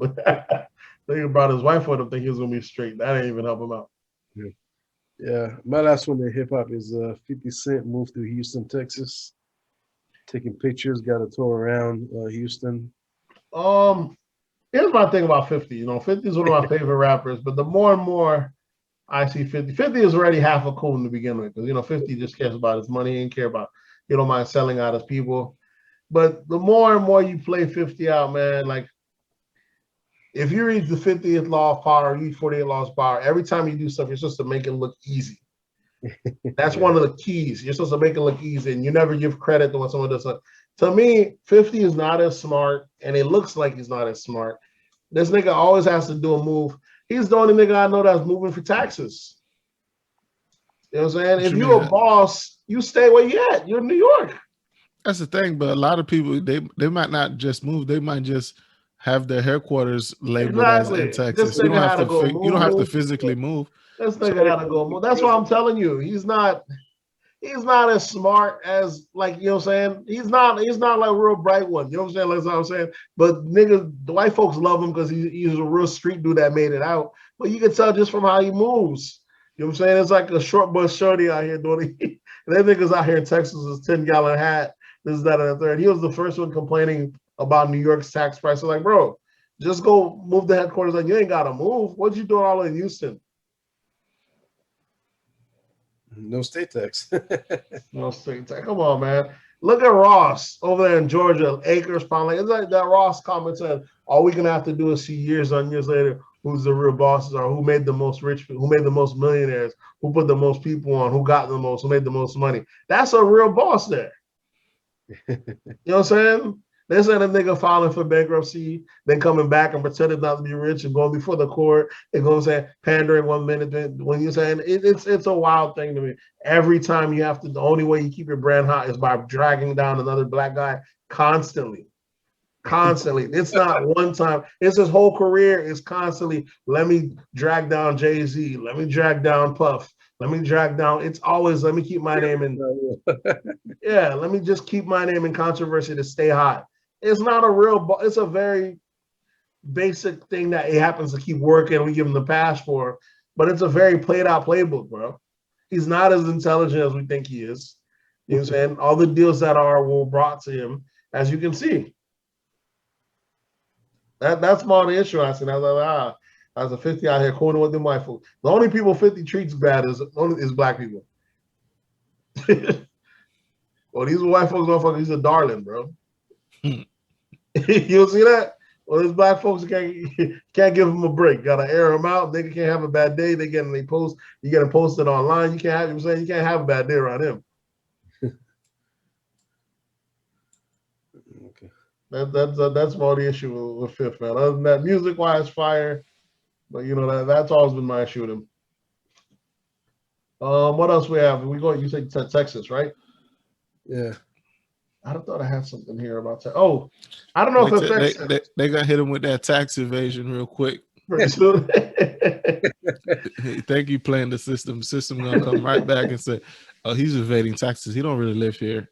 Yeah. Don't tell him nothing. Don't tell him. It's in due time. Order it down to Houston. In due time, watch. We can bring up the whole gas shortage thing that happened.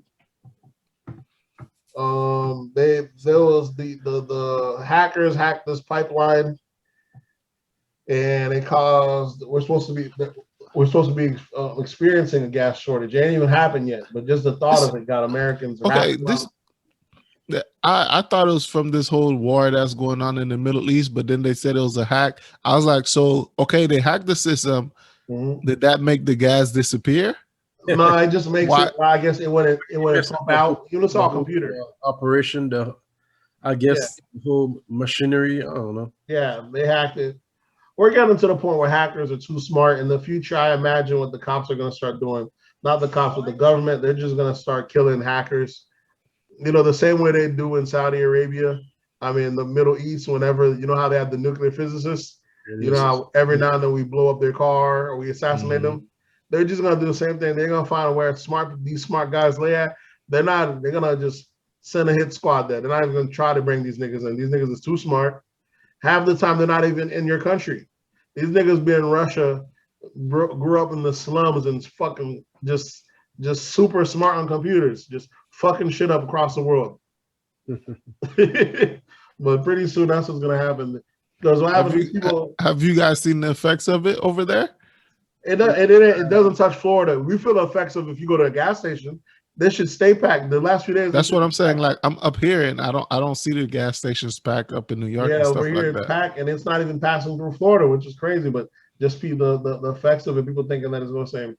And you see online the way these people were just loading up there, filling up bags, filling up mason jars, filling up all sorts of stuff. You know, because the first things once America thinks scarcity is coming, These motherfuckers just start just like they do with the toilet paper, The bro. toilet paper. This is just a toilet paper crisis we I got. think that's what it is too. Like every industry gonna get their little panic, Mm-hmm. so they can boost themselves up. That's a conspiracy online. That's the gameplay. Someone online said that ain't nothing wrong with that. Well, we ain't getting no hack. They just noticed y'all ain't. We opening back up. Y'all not taking no oil. We gonna give y'all a reason to buy this oil. Pretty soon we're gonna hear there's a toilet paper shortage. But like I thought we had like so many like oil just sitting. Like it's crazy. One pipeline, and all of a sudden, it's crazy. Who knows? Maybe it is true. People are still not driving as much. So, but when you hear there's a shortage, you're loading up and buying, and then when you load up and buy, you can make that as an excuse to raise the rate because the rates are so low. They can't only raise it up little by little by little. What great perfect excuse would you have that everyone going there that caused the rates to shoot back up? Now they're back to the old rates. Yeah, but you have so many like barrels and ships just sitting out there. Yeah, remember it got to the point where it was so cheap that it got too much money to even refine it at one point.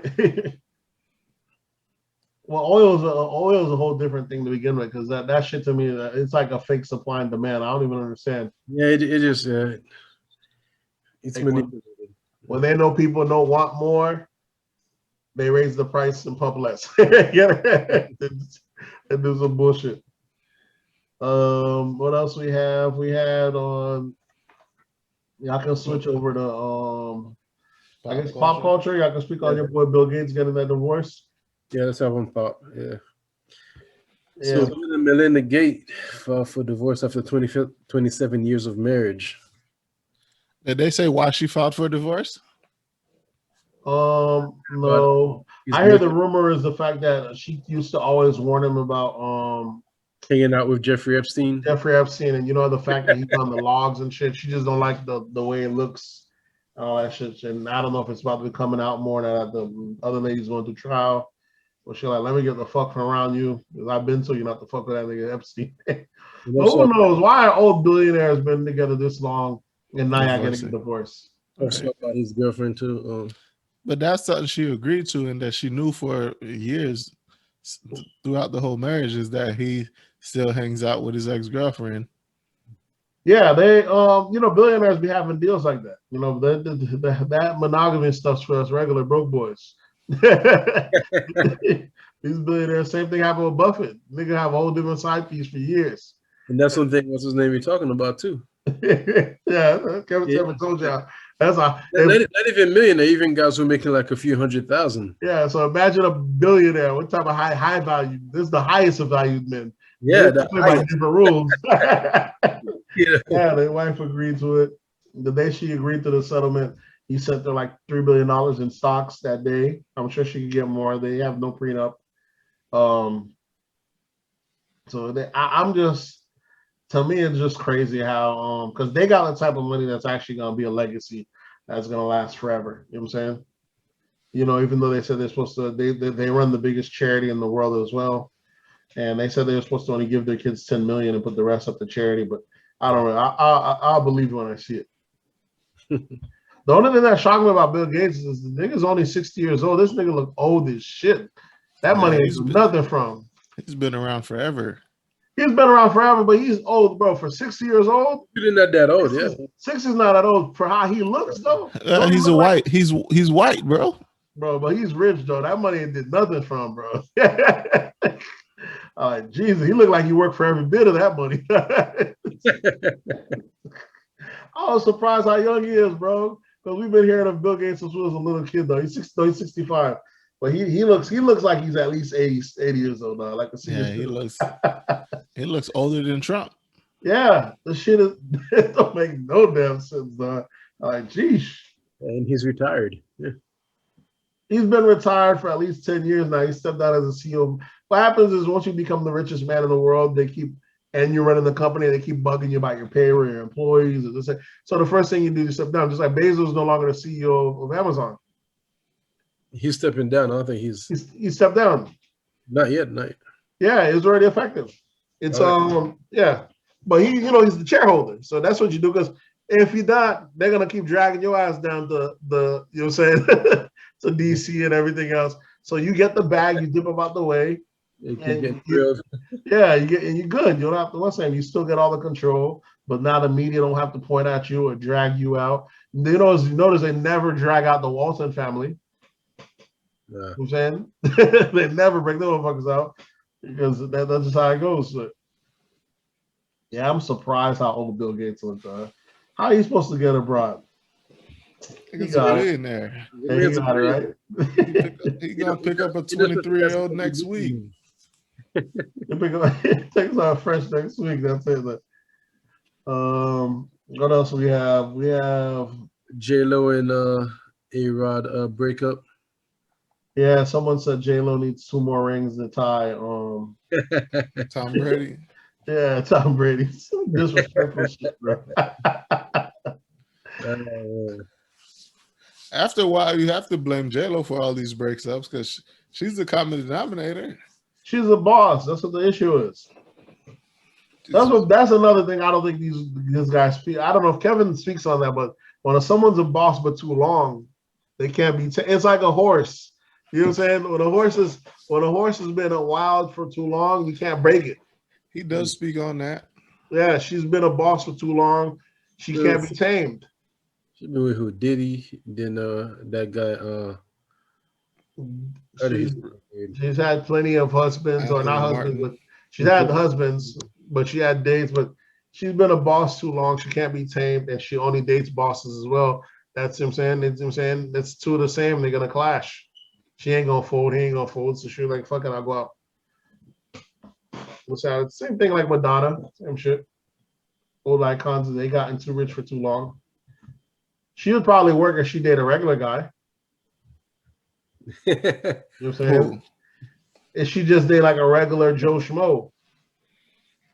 Yeah, I think she did that once, but the guy was younger than her. She needs to date someone her age, but just like a regular, you know what I'm saying? He might be like a manager at a store, just a regular guy, but she don't need to date another boss because they're not gonna tolerate.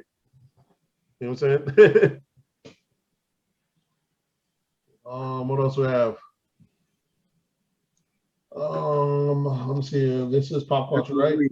Yes. Oh, you guys have the Serena Williams thing. The skin bleaching. Yeah, the picture came out. Well, Serena looking a little lighter than these photos, and not a little, bro. She looked she looked light skinned.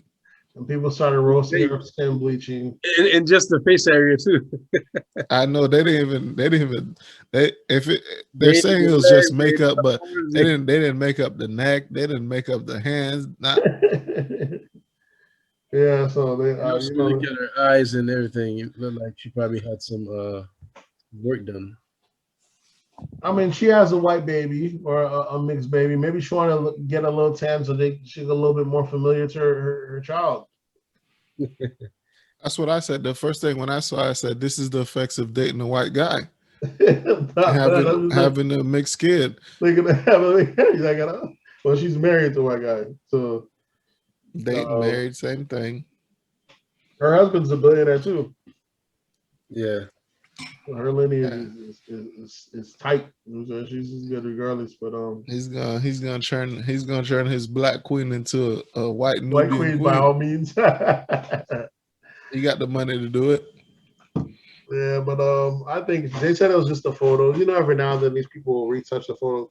There's plenty of photos where we see where if Beyonce looks like a Spanish person, a white person, if they put enough color on there.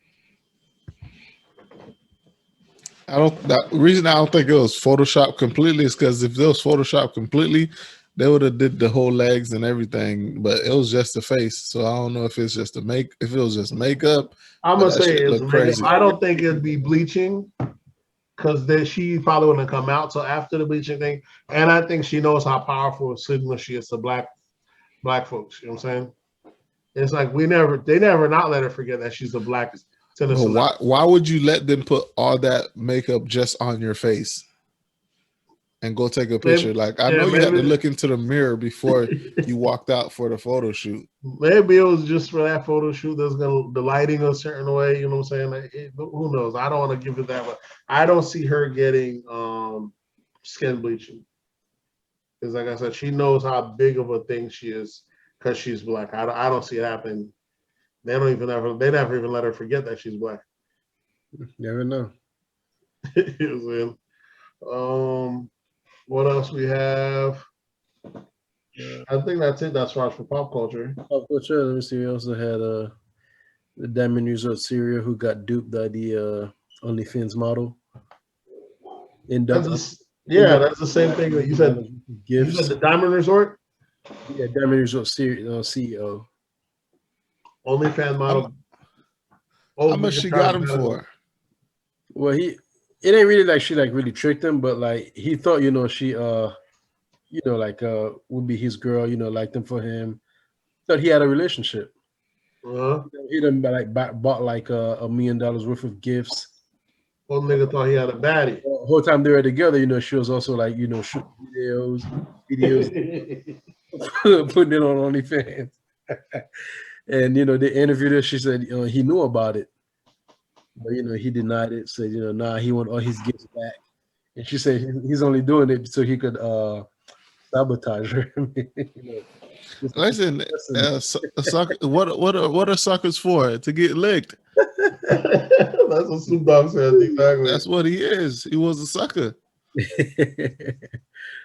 Oh man, we were mad and upset, man. Shit crazy. Same thing happened to this one Instagram model. She thought Bill Gates DM'd her, and he said, "Hey, send me $1,000, something like that, just to show that it's real." Something like that. She's like, "Oh, he's rich. He don't need the money. I got no problem showing on my account," because she thought he just wanted to. She said it was a fucking scam page. Not ass. Like fucking idiot. This shit was hilarious, bro. I was like, so it was on $1,000? Yeah, I don't know why she's like 1,000 or 1,500, but she was like, he don't need it. He's already a billionaire. She probably just want to see that. Not really about that, like as a test. So like, yeah, I got no problem. He got it. Get it out here. Scammer ran off on her ass. Clean. Bruh, I don't know how these people be getting scammed like this, bro. Like, where do you know? I understand if it was a Bill Gates friend. She heard that he just got a divorce. She probably thinking, this nigga shooting the shot already? Like, it'd be a whole sugar daddy out here. Like, this nigga got a bit. How much Bill Gates worth? About 60 million? She's like, I can get at least $1 billion for him. She's like, I can get at least $1 billion for him. Yeah, that shit is fucking wild. Yeah. And then what else we got? We got Elon Musk playing the crypto market, running it up and down. That nigga Elon. That's why people hate his ass, bro. I don't blame the people that hate him, bro, because that nigga fuck up a lot of shit for people, bro. Motherfuckers was up on Dogecoin. Yeah. And he go to Saturday Night Live and say it's just a hustle, and now that shit is plummeting. Listen, Elon out I'm here thinking of selling all my little shares. Elon out here trying to fuck up the dollar. Talking about it's about as real as the dollar, but you out here pumping the coin one day, dumping the coin the next. Like you out here fucking up the bread. I really feel during this recession right now, so much millionaires are made, but I feel like these billionaires got together and say, hey, we got to get every last one of it back. Bro, there's a new hustle, a new thing every day. Just today, the market just went down. Yeah. The market shot down. The crypto market shot down. Like it was like there was no place to hide your money today. Everywhere was in the red. I'm like, how all of them together go down? I feel like these billionaires got together like, we're gonna find a way to get all this fucking bread back out the market, though. So you gotta be weary of any endeavor you get into right now, because niggas is slick, bro. They're trying to find a way to separate you from your money one way or the other. Did you sell any of your crypto, Nate?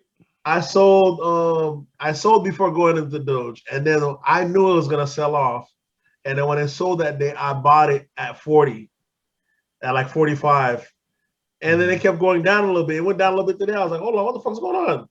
You know what I'm saying? But I don't. I'm gonna hold it for about a week, because I feel like they're gonna make it run down a bit, and it's gonna pop up one more time, and then they're gonna dump it again on us. Because Doge is on its last leg for sure. You know what I'm saying? It was saying but what else thinking you just buy that doesn't do anything, that ain't worth anything. We're all buying because of the hype. We just hoping the next guy buys it after us. But this is what America's gotten, though. America is just speculation. This shit is it's That's got all crazy out there. this digital market stuff, man. It's just It's like all crazy shit. It's speculation. People are getting rich off speculation. You got stocks that ain't making no money that are breaking all-time high records. You got and nothing's adding up right now. It's all you got people buying houses more than the value than they're worth. Everything's fucking wild right now. all over again. This shit's a shit show. I'm like, y'all gotta be careful what money y'all getting. If y'all do get money, everybody's rich. Niggas pulling money out from the government. This and the third. There's just so much excess of money out here right now. I feel like I almost feel like anytime it's almost like when I finally get money, this shit's not gonna be worth a damn. Yeah. I feel like that's what they're working on doing. They're about to make this shit not worth a damn thing. But if they give reparation, yeah. But it's time to give these niggas reparation. Okay, we give it to you. I don't know what's going on, though. It's like nothing's adding up right now. Because there's warnings of inflation coming. So that's supposed to slow down the economy. That shit is crazy. But that Doge is pretty much dead. There's another coin y'all should be getting into right now. I believe it's Shiba. That's where everyone's switching over to. Shiba. Yeah, but Shiba goes up and down every day by like 20-30%. Yeah, that's wild. It goes up and down. Nothing positive from that shit. Speaking of the economy, we're having an issue right now with all these jobs are hiring, but niggas don't want to go back to work. People ain't coming back to work. So you got jobs putting up signs, forgive us for be patient with us. Nobody wants to work, or this, that, and the third, being little slick shots. We're hiring, but nobody wants to work. Some places like Wawa offering $500 plus $75 for your COVID shot, plus you get a free hoagie. I don't know how true it is, but I even heard there was a McDonald's offering people $20 to come for an interview. Yeah, they have all sorts of shit. And motherfuckers wasn't showing up. And Chipotle, it got to the point where even Biden said, look, if you're getting unemployment and you get a job and you know what's name it, you're going to get it cut off because you have to attempt. I'm like, how you going to prove that, Biden? Shut the hell up. You don't cut the check. Keep cutting it, Joe. Don't let these Republicans back you down. Ain't no way you gonna prove that. Niggas ain't working. America is on a much needed vacation. Y'all done got us for a whole year, ain't pay us nothing. Now we getting the vacation part, right? Hey. Republicans are saying, oh, this is what happens. You disincentivize people. They don't want to work. America needed a vacation, and now it's true. Yep. Now they're getting more money as unemployment than they do working. That's true. But look at it this way. They said, look at this. This is one of the largest labor movements that you have right now. People are going to go back to work if you make the pay worth it. Simple math. Y'all talking about people who don't want to work. Niggas never wanted to work for the trash you was paying them. They had no choice. You know what I'm saying? So raise the rate. People will come back. That's all it is. They were getting off paying people garbage for too long. Huh? The money they're trying to pay people now, it's not even worth it going to work. Exactly. But they've been was bucking us. They got off bucking us for years. And now people get a chance to jump up. And that's why Republicans love lying. That's the one thing I love just in general. They're like, it ain't that. Even Joe said, American wants to work. Nobody wants to be Henderson. Americans love to work. I'm like, shit. Nobody loves to work, nigga. We have to do this shit. Ain't nobody want to work. What you talking about? You give us another reason. We're going to be right at the house. And then they talk about, so, Republicans want to cut out, stop this unemployment as much as possible. Yeah, in Florida, I didn't think they even gave that much. I guess they're still cutting out the different check. I didn't know they give the one on top of it still. The federal. Yeah, the federal. There's a few states that already cut it. Yeah, it's it's wild, man. But it just goes to show you, you know what I'm saying? You got jobs that are already raising their rates up to $15 an hour, this, that, and the third. Like, and look at this, y'all complaining. I thought it was too much. Exactly. What happened to it being too much? When it was going to be federally mandated, y'all swear up and down this shit's too much. Now nobody coming back to work. Okay, we're going to raise it up. They had it the whole time. They had it the whole time, bro. That shit is fucking wild. That's capitalism. That's free market. That's exactly capitalism. You're like, I'm going to see how much I can get over on this person as much as I can. And right now, the thing just happens to be in favor of the workers. Yep. You know what I'm saying? The thing is, a job could pay you more if they didn't have to pay for your health insurance.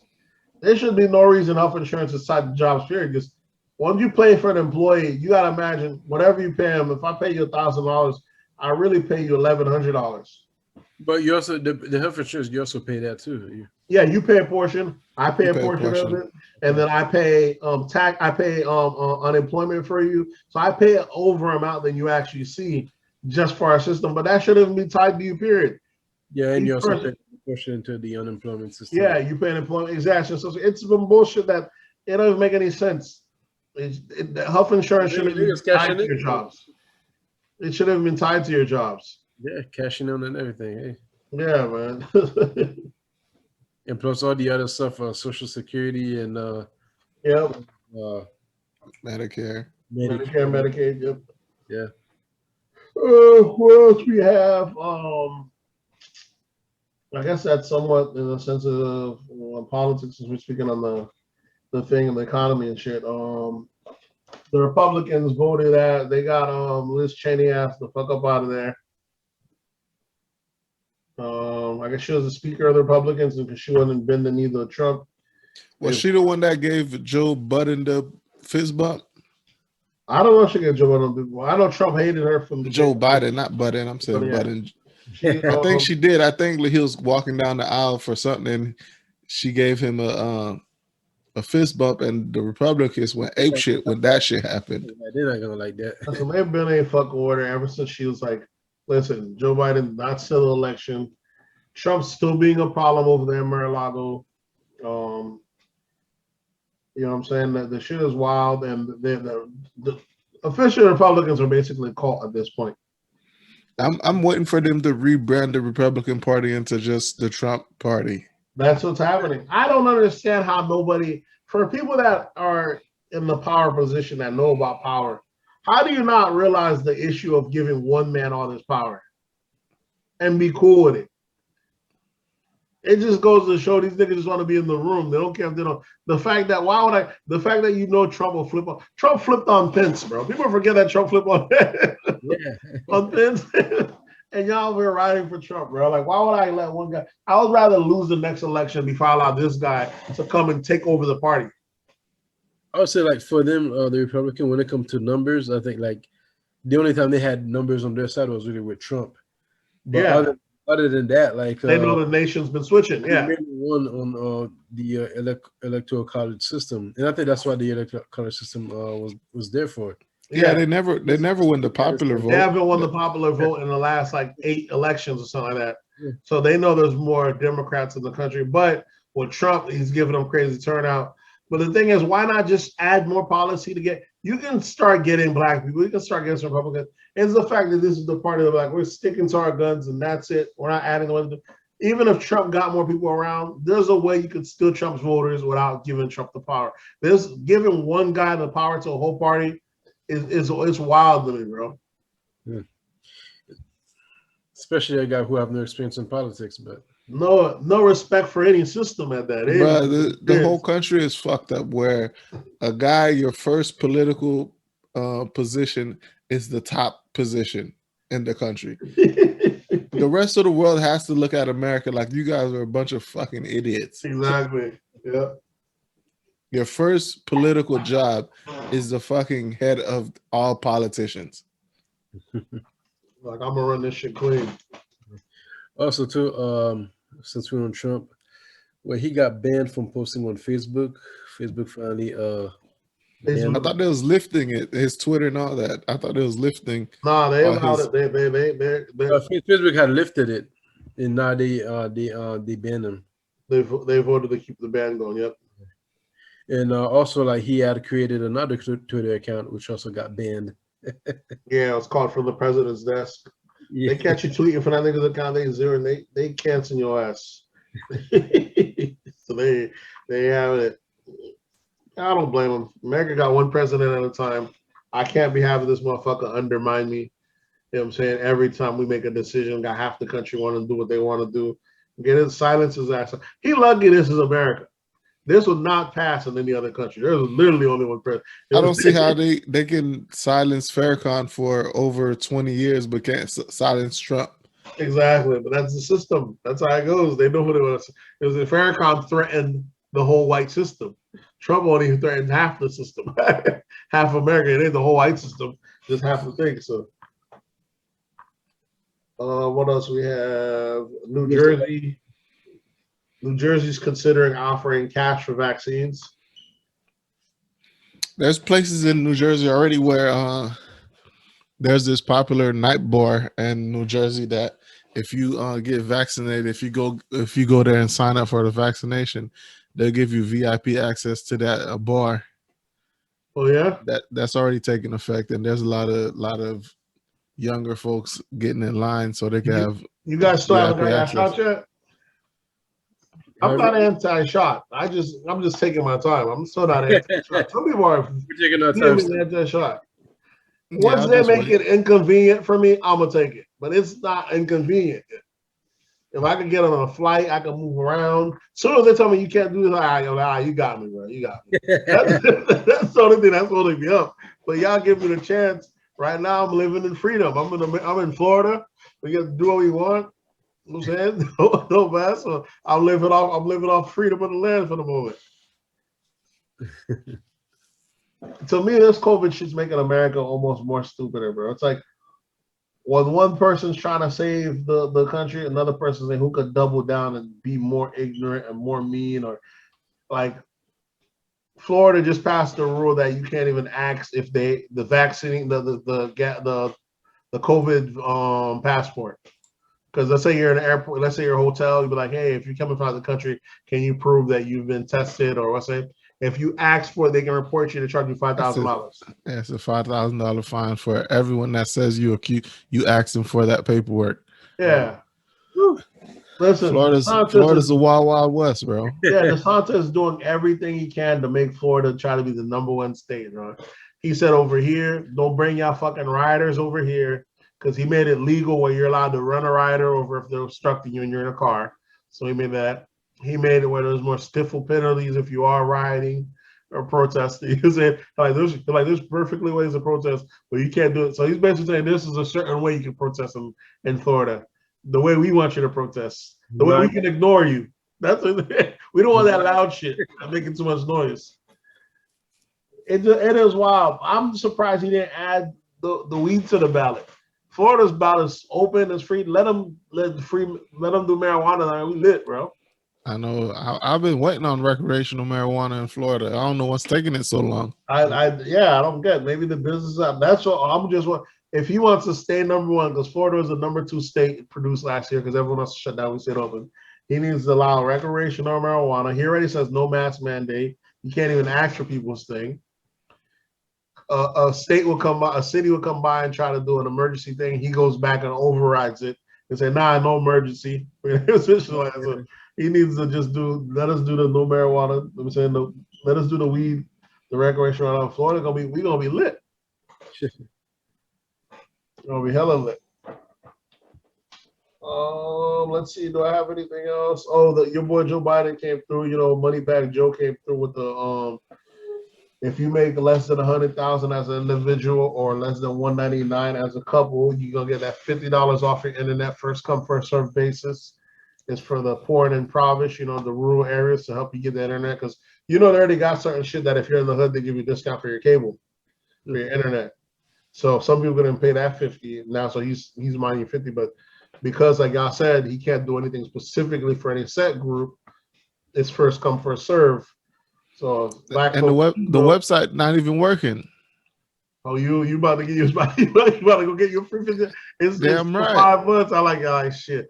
I can add it to my cable thing and make it say $50, or you can bump up to the next package and pay the same amount. You know what I'm saying? Right. I tried to go sign up for it, but the website wouldn't let you submit the application. Today's the first day, but Florida, our applications only work off 9 to 5. Our computers take breaks like humans down here, so you probably got to try tomorrow morning. The computer's back on the clock. So we'll see how that goes. Let me see what we got. The PPP phone ran out this past week. You said it ran out? Yeah. So Joe got to come through that bread one more time. Yeah, Best man. of people. Come through best of people. Good stuff. We got that. Just different policies. You have the fact that U.S. is trying to get to Mars. I know Elon said he's suspected to be the first person that they're trying to basically get his ship to get a humans to Mars. They feel we're supposed to be a two planet species. When I feel like that just goes to show you, if people are starving, if shit ain't right, we still got time to waste money and send motherfuckers to Mars. This shit is ass backwards. I think we mentioned the jobs, everything else. The other thing we got through is sports. Yeah, one last thing I got is the other 3 officers in George Floyd cases. They have been indicted. Yeah. They weren't indicted this whole time? No. So what would have happened if he got found not guilty and they would have charged them niggas and they got the fucking charge and they got found guilty? The ones that literally didn't stand on his neck. How would they fucking feel? That would be crazy. I guess they had to get that guilty thing before they went after them, just to make sure that, hey, the public is already on our side with this. These niggas will start playing. All right. So some of them is gonna be like, bro, I didn't even do anything. I didn't hold them down. The one that held them down is one, but there's some that was just holding the crowd back. Like, bro, I getting the murder charge too. He better start testifying against. He should have already testified, but I think all the cops decided not to. Now they stuck. Yeah. Should have already testified against what's name? I think a lawyer ruled that Eric Chauvin could be he's allowed. He meets the parameters to be charged extra, to be charged as a more steeper sentence, to meet special circumstances. What does that mean, though? I guess depending on circumstances, can you be charged like more? You know, because it was what charge? Well, he got charged with murder, right? Mm-hmm. Oh yeah, then he's out of here. Yeah.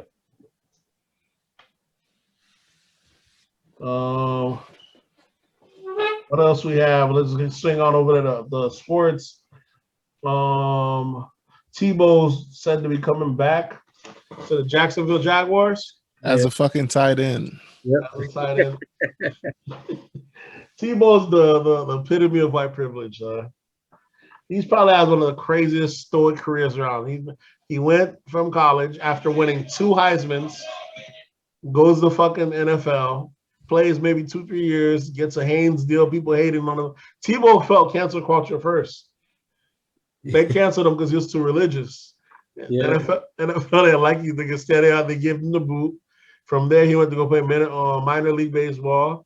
Got him a check there. Then he got to do hosting and you know what I'm saying, become a commentator, sport analyst. Yep, telling the other college student that they shouldn't, talking about money. They shouldn't play for money. So now that he gets to come back and play as a tight. The thing is, he could have been a tight end all along, though.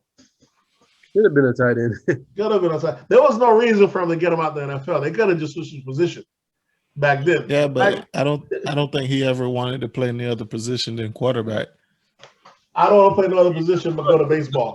I don't play another position, but I would go to a different sport. Come on, bro. You live one hell of a life. It's crazy when like regular people throw better than you do.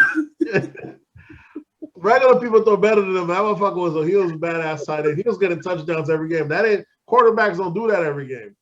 Oh man. You know what I'm saying? He might be the first white running quarterback. You know, usually the black quarterbacks that be running.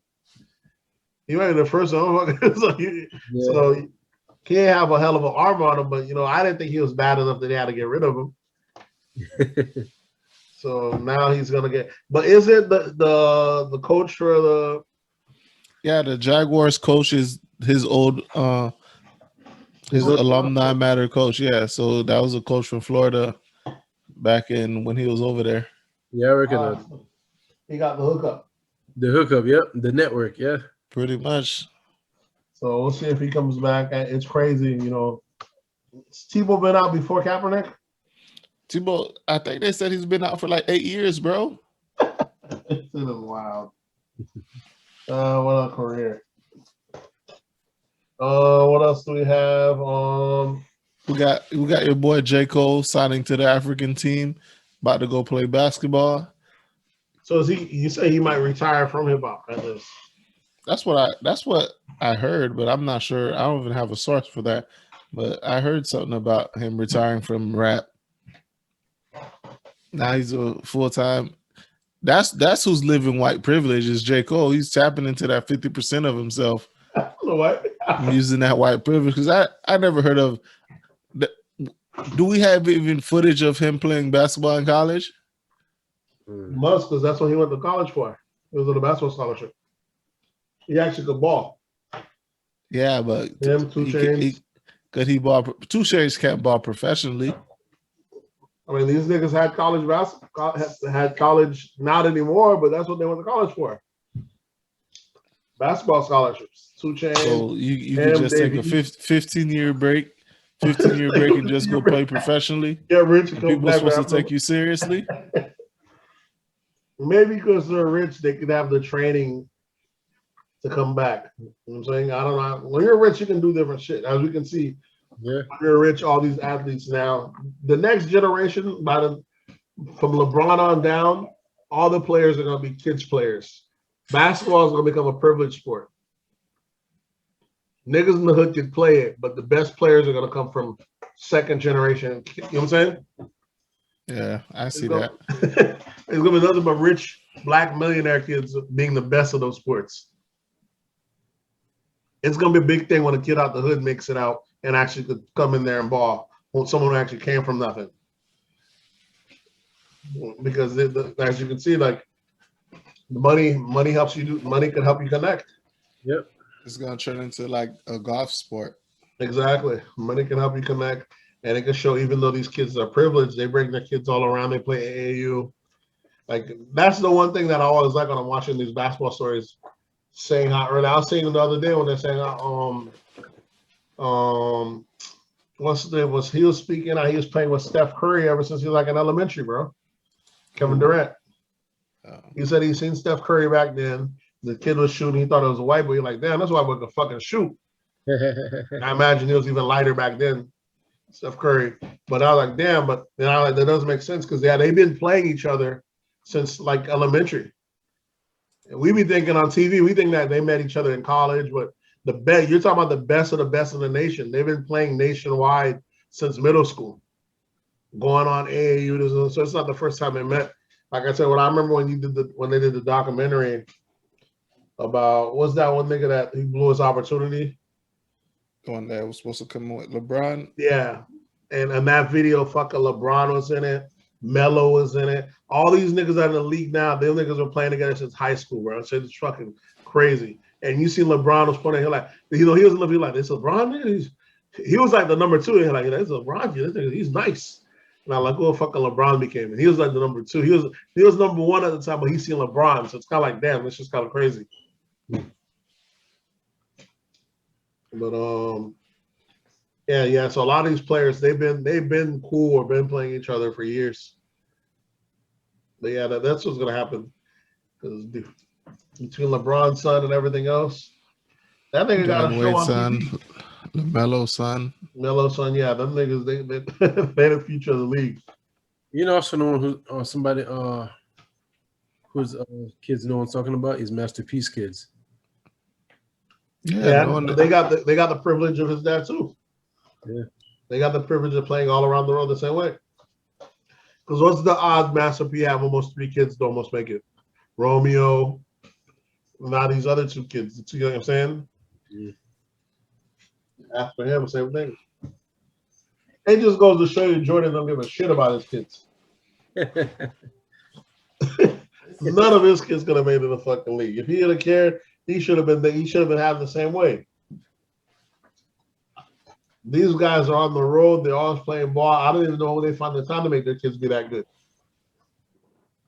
You just gotta you pay other people to do that. You got the resources for it. So then what did Jordan do? Jordan kids made it to college playing ball. I don't know, man. Those guys, kids be in the Jordan program, the Kobe program. Maybe Jordan's kids went in the Jordan program. So maybe they pay for the elite program because that was your dad or something. What else we have? We have Conor McGregor was the highest paid athlete. He made Forbes list for last year. I think he made like 150 million. So Conor out here really winning. He didn't care if he took that loss to Justin Poirier. He made Who all you that. think's gonna be? Who you think's gonna be it this year? This year, probably Mayweather. But he's got that fight that he's about to face. Was it Jake Paul? Logan Paul. Logan Paul. So I don't know what the bag's gonna be like that. It's probably Mayweather again. I don't think McGregor's fighting again this year. So you know what I'm saying. And the rest of everyone else just got a regular season. Oh, did you guys catch the fight with Canelo versus Billy Joe? No, I didn't. Canelo won that, right? Canelo, yeah. Canelo broke that nigga face. So Canelo only got one loss on his belt. That's the one to Mayweather? Yeah. I bet Mayweather don't want to see him now, though. Mayweather's like 43 years old, bro. He fought Canelo too early, though, anyways. Not for him. Bro. It wasn't too early for Mayweather. It was too early for Canelo to fight Mayweather. Canelo, exactly. That's why it's all about timing. Canelo should have took that fight, but I guess you look at it. Let me get this bag, and I could still go on to be a great, even if I lose to this guy because I'm so early in my career. Yeah, but that fight with Mayweather made him what he is today. I'm saying it would have happened regardless had he waited, and he would have been undefeated. He was fighting Mayweather. Mayweather is still too good, and he hadn't gotten good enough yet to match Mayweather. I know, but if he didn't fight Mayweather, he wouldn't have been as good as he is now. Because his defense right now, since that Mayweather fight, that's all he focused on was his defense. Because he's seen how he couldn't hit Mayweather, and now people get in the ring with him and they can't hit him. He took a lot of that in. Yeah, that's just crazy. Yeah, but that's the trade-off. He should have fucking yeah, it was a perfect timing for Mayweather. It wasn't perfect for him. So, but it still worked out. That's why he can't be ducking fights. He's still gonna try not to be a warrior. Mayweather out here, you know. Mayweather is about to fight Jake Paul, get this easy bread. That's what I'm saying. Easy money. It's crazy. I don't know if I'm saying. I don't know, man. People like is Mayweather training the next big fighter up, or that's the only issue. Some of these guys want to hold on to the legacy. Well, that's the thing. He has a Mayweather fighting club or whatever it is. So he got a couple good fighters under his belt, but yeah, I don't see why wouldn't he have the best fighters? I don't know. I don't know. He's not a trainer himself, so is it his ego that stops him from doing it? Because I mean, you know how to do it. You should be able to tell the people. Maybe what he got can't be trained. I'm not sure. Because look at Golden Boy has gotten. He's had some of the best people along the years. He's trained people that probably went on to do better than them. Oscar De La Hoya. If you love the sport, but Mayweather probably don't want to see nobody outshine him. Because even when you ask him about any boxer, whether they're bigger than him or this, that, and he'll like, yeah, he's a young dude. He got lots of talent. He don't really give it up to them though. Like I feel like he still feels like he's better than everyone. He says he's the best of all time. So exactly. I was like, yeah. So I don't know if he cares. I don't know if he cares about the sports, but he cares about himself. So at the point where you want someone to outshine you, but that's the thing, you want this person to break all your records. You know what I'm saying? It would probably have to be one of his kids that get into the boxing ring, and he'll big them up the most. But because it's hard being great, like Phil Jackson. It's hard being great, getting those trophies in fucking New York, and then coming back and then bringing all these goats along the way, knowing they're gonna break your record. Is that a third? Until they were saying, Phil, it's crazy. I think that's it. We got anything else? Let me see. I know ATL sent me a note. We're running about 2 hours. Make sure there's nothing serious we forgot. We have the pipeline. We spoke on that.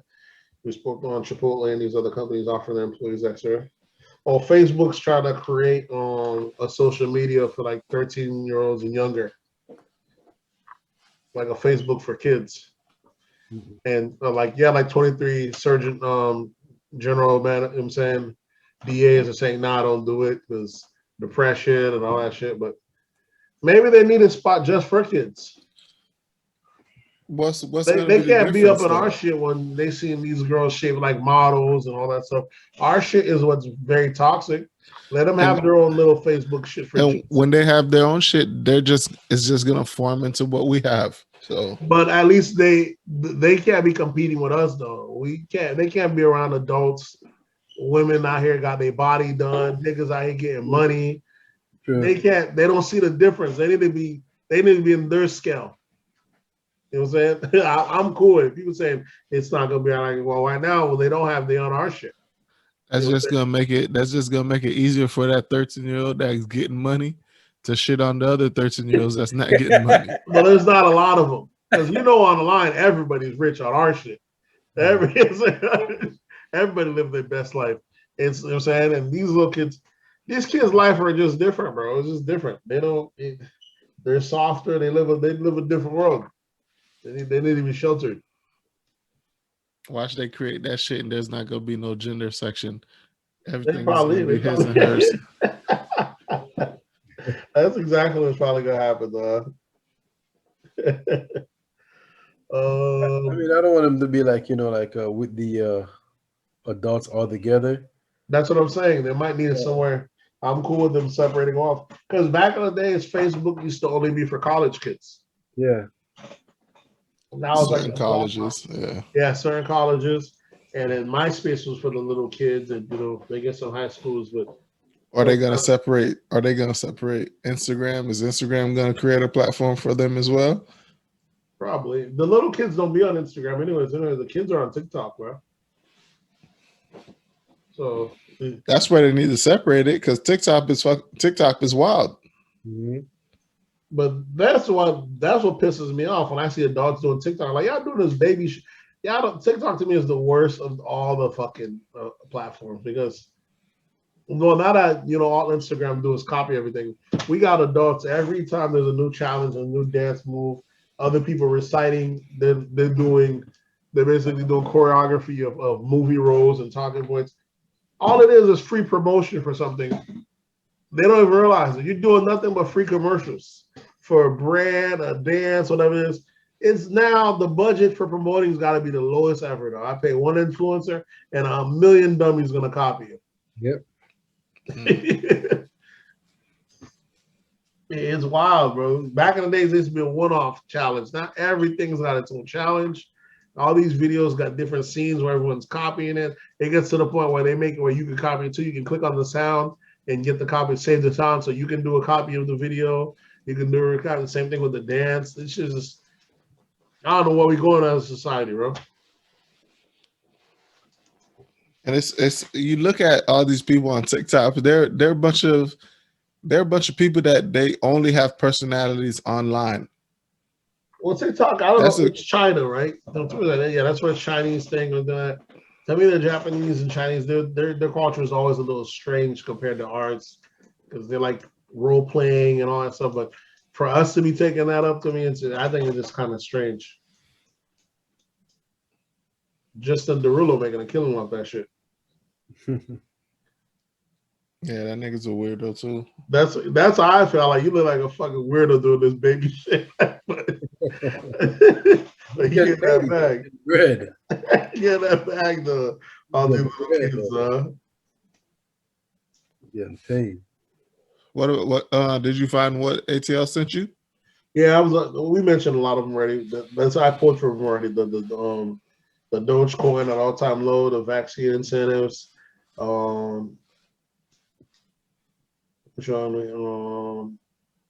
Tank, the singer Tank said he's going deaf out of like his left ear.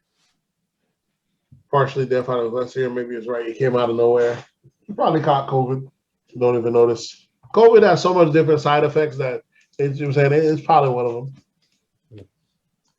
There's people that is giving recommendations. Which I bet has been watching or listening to this week. I watched the what was it? The movie Tom Clancy. What was it?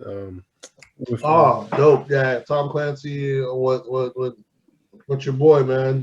Michael B. Jordan. Michael B. yeah, Jordan. um, I thought he was too pretty to pay the role. I was like, I'm not gonna believe this shit, but he did a good job. he did a good job. It was good. Yeah, I didn't catch it yet. It's on Prime, right? Yeah, Yeah. I thought he was like too much of a pretty boy for me to believe of like a soldier. Well, he did Yeah. Rocky. So Yeah, but in Rocky, That's a then he nine. had like the beard out, or even when he did Killmonger, he had the hair. And this one, this nigga had a clean ass Caesar, like he was ready to go on the date. And nigga was fresh. So I'm like, this ain't no soldier, bro. But it worked out though. He got the weight. Yeah. It ended up from the first thing I didn't think it was unbelievable, but it was a solid movie. Yeah, they also have a few more series like the Tom Clancy, I guess. Tom Tom Clancy, Clancy's a he's big. beast. He's a Yeah. big author. Yeah, major author. You know what shows he got? That one show he had. If you go to like a grocery store and go to the book section, yeah, you're gonna see nothing but his shit on the wall. he got shows for days too. he's Jack. also the video game also like Sniper Cell. Yeah. Yeah, he has that show also. Jack Ryan. Jack Ryan. You ever watch Jack Ryan, Gray? Yeah, I watched the first season. Fucking fire, bro. Yeah, Jack Ryan. That's another one of Tom Clancy's. My recommendation would be Your Honor on Showtime. HBO. The Showtime or HBO? It's one of them. It might be HBO. Yeah. Yeah. Is it on season 2 yet? I don't think it's the season 2. I think it's only one season. Okay, yeah. Fucking I watched that. phenomenal. Many seasons. good. That shit is fucking. Your boy Bryan Cranston's in a different bag, though. This nigga's a fucking animal, bro. That's the nigga I played in Breaking Bad. This dude's a different beast, bro. So that shit, it was fire. I liked it all around. They had black folks in there, white folks in there. They had the fucking dirty ass criminal justice system, New Orleans, and that shit. It's fire. When did you end up watching it? You know? I watched that like a couple of months ago. Yeah, that shit is crazy. The way it ended, I'm like, bruh, that shit is fucking wild. What recommendation you got? Go check out The Godfather, man, and listen to it without judgment. Just listen to the words, not the delivery. Don't worry about the delivery. Don't worry about the tone. I said it to people myself. I said to my little sister, I be saying it to people. I'm like, there's a conversation. I don't like it. I'm like, hey man, I like listen to the message though. I'm saying no. When I said it to women, they give them. They like, I don't like what I said. You don't gotta say it like that. That's the rebuttal I'm getting. I'm trying to give them. I'm like, this nigga speeches some gospel, but if it's not getting to people, it's kind of falling on deaf ears. And saying that's the part I hate the most. Like it's the black women that's gonna end up the one that's gonna end up saying. He said one thing that was very big that people aren't paying attention to. When we used to grow up, you wouldn't find the homeless ladies. That shit is prominent now. Yeah, that shit is prominent. I'm telling you, the message is there. I think a lot of people ain't peeping at the same way we have a homeless issue. Look how much homeless women issue we have. They don't realize that single women shit has a cost. Yeah. He did say that, but people aren't paying attention to it. Women are fronting at all-time high right now, bro. They're what? You're fronting. They're not fronting. You don't know what you don't know sometimes. You tell it all-time high. Nah, like when people claiming that they're leveling up, they about to go travel, and motherfuckers only making like $30,000 a year or less. Like, you know, on what? And you know, they're at mid-age, like, you know, like what, 30s and 40s. You're talking about you about to go travel, and sometimes they even have kids. Yeah. Like, where the hell you gonna travel to? But it's the thing that you got, like, guys are. It's gonna have its tools too. The same way guys are catering, the way we have women the way they are now is you have. I think guys. Somebody like that. How do you? I think guys play a role to it too. Guys were cool with women getting the bag. You getting to the point where you have guys. I need a girl that she has to get the bag too. Guys, a lot of guys now, she got to be getting it. Same they catered a lot of this stuff. They made the women love the money just like as we love the money. So they got this type of women. Just like I said, but like when you like not partnering with somebody to make it work and think you can, you know, I got it on my own, and that's the thing. Bosses that these niggas are acting for, but you can't. It'd be two These single bosses. chicks don't understand the value of a man anymore. That's what it is. Because Because they think they they don't even know men. the numbers. They don't even know. But okay, you have boss. these couples that are both bosses. They're You have clueless about the numbers, and they think they're about to, do stuff, level up, and Here's what I mean, though. You be having these power couples, as they claim online. Two travel. bosses. You have two bosses, but it's not. You don't really have two bosses. Most places don't have two bosses. You see how that works? Someone's gonna have to find out. Like domestic, I don't know how most people travel, but like you're gonna spend at least a few bands, 2-3 bands at least. Traveling? Yeah, I don't know, depending on how people travel, but I think you forget some of these girls got sponsors. yeah, well, not all of them are getting sponsors. I mean, Yeah, that sugar daddy. yeah, well, Flew out to Dubai and get shitted on. 10 million people ain't getting sponsors, so I know that. All right, then. I guess we can sign us off. All right, folks. Y'all already know what to do. Hit us up on That's Absurd Pod on Instagram, That's Absurd Pod on Twitter, That's Absurd Podcast on Facebook, and you can always drop an email at That's Absurd Podcast at gmail.com. The voice line is always open. You already know the number. The number is 407-960-76. That number is 407-960-76. And we'll catch you guys next week. Appreciate y'all listening. That's it. Stop recording.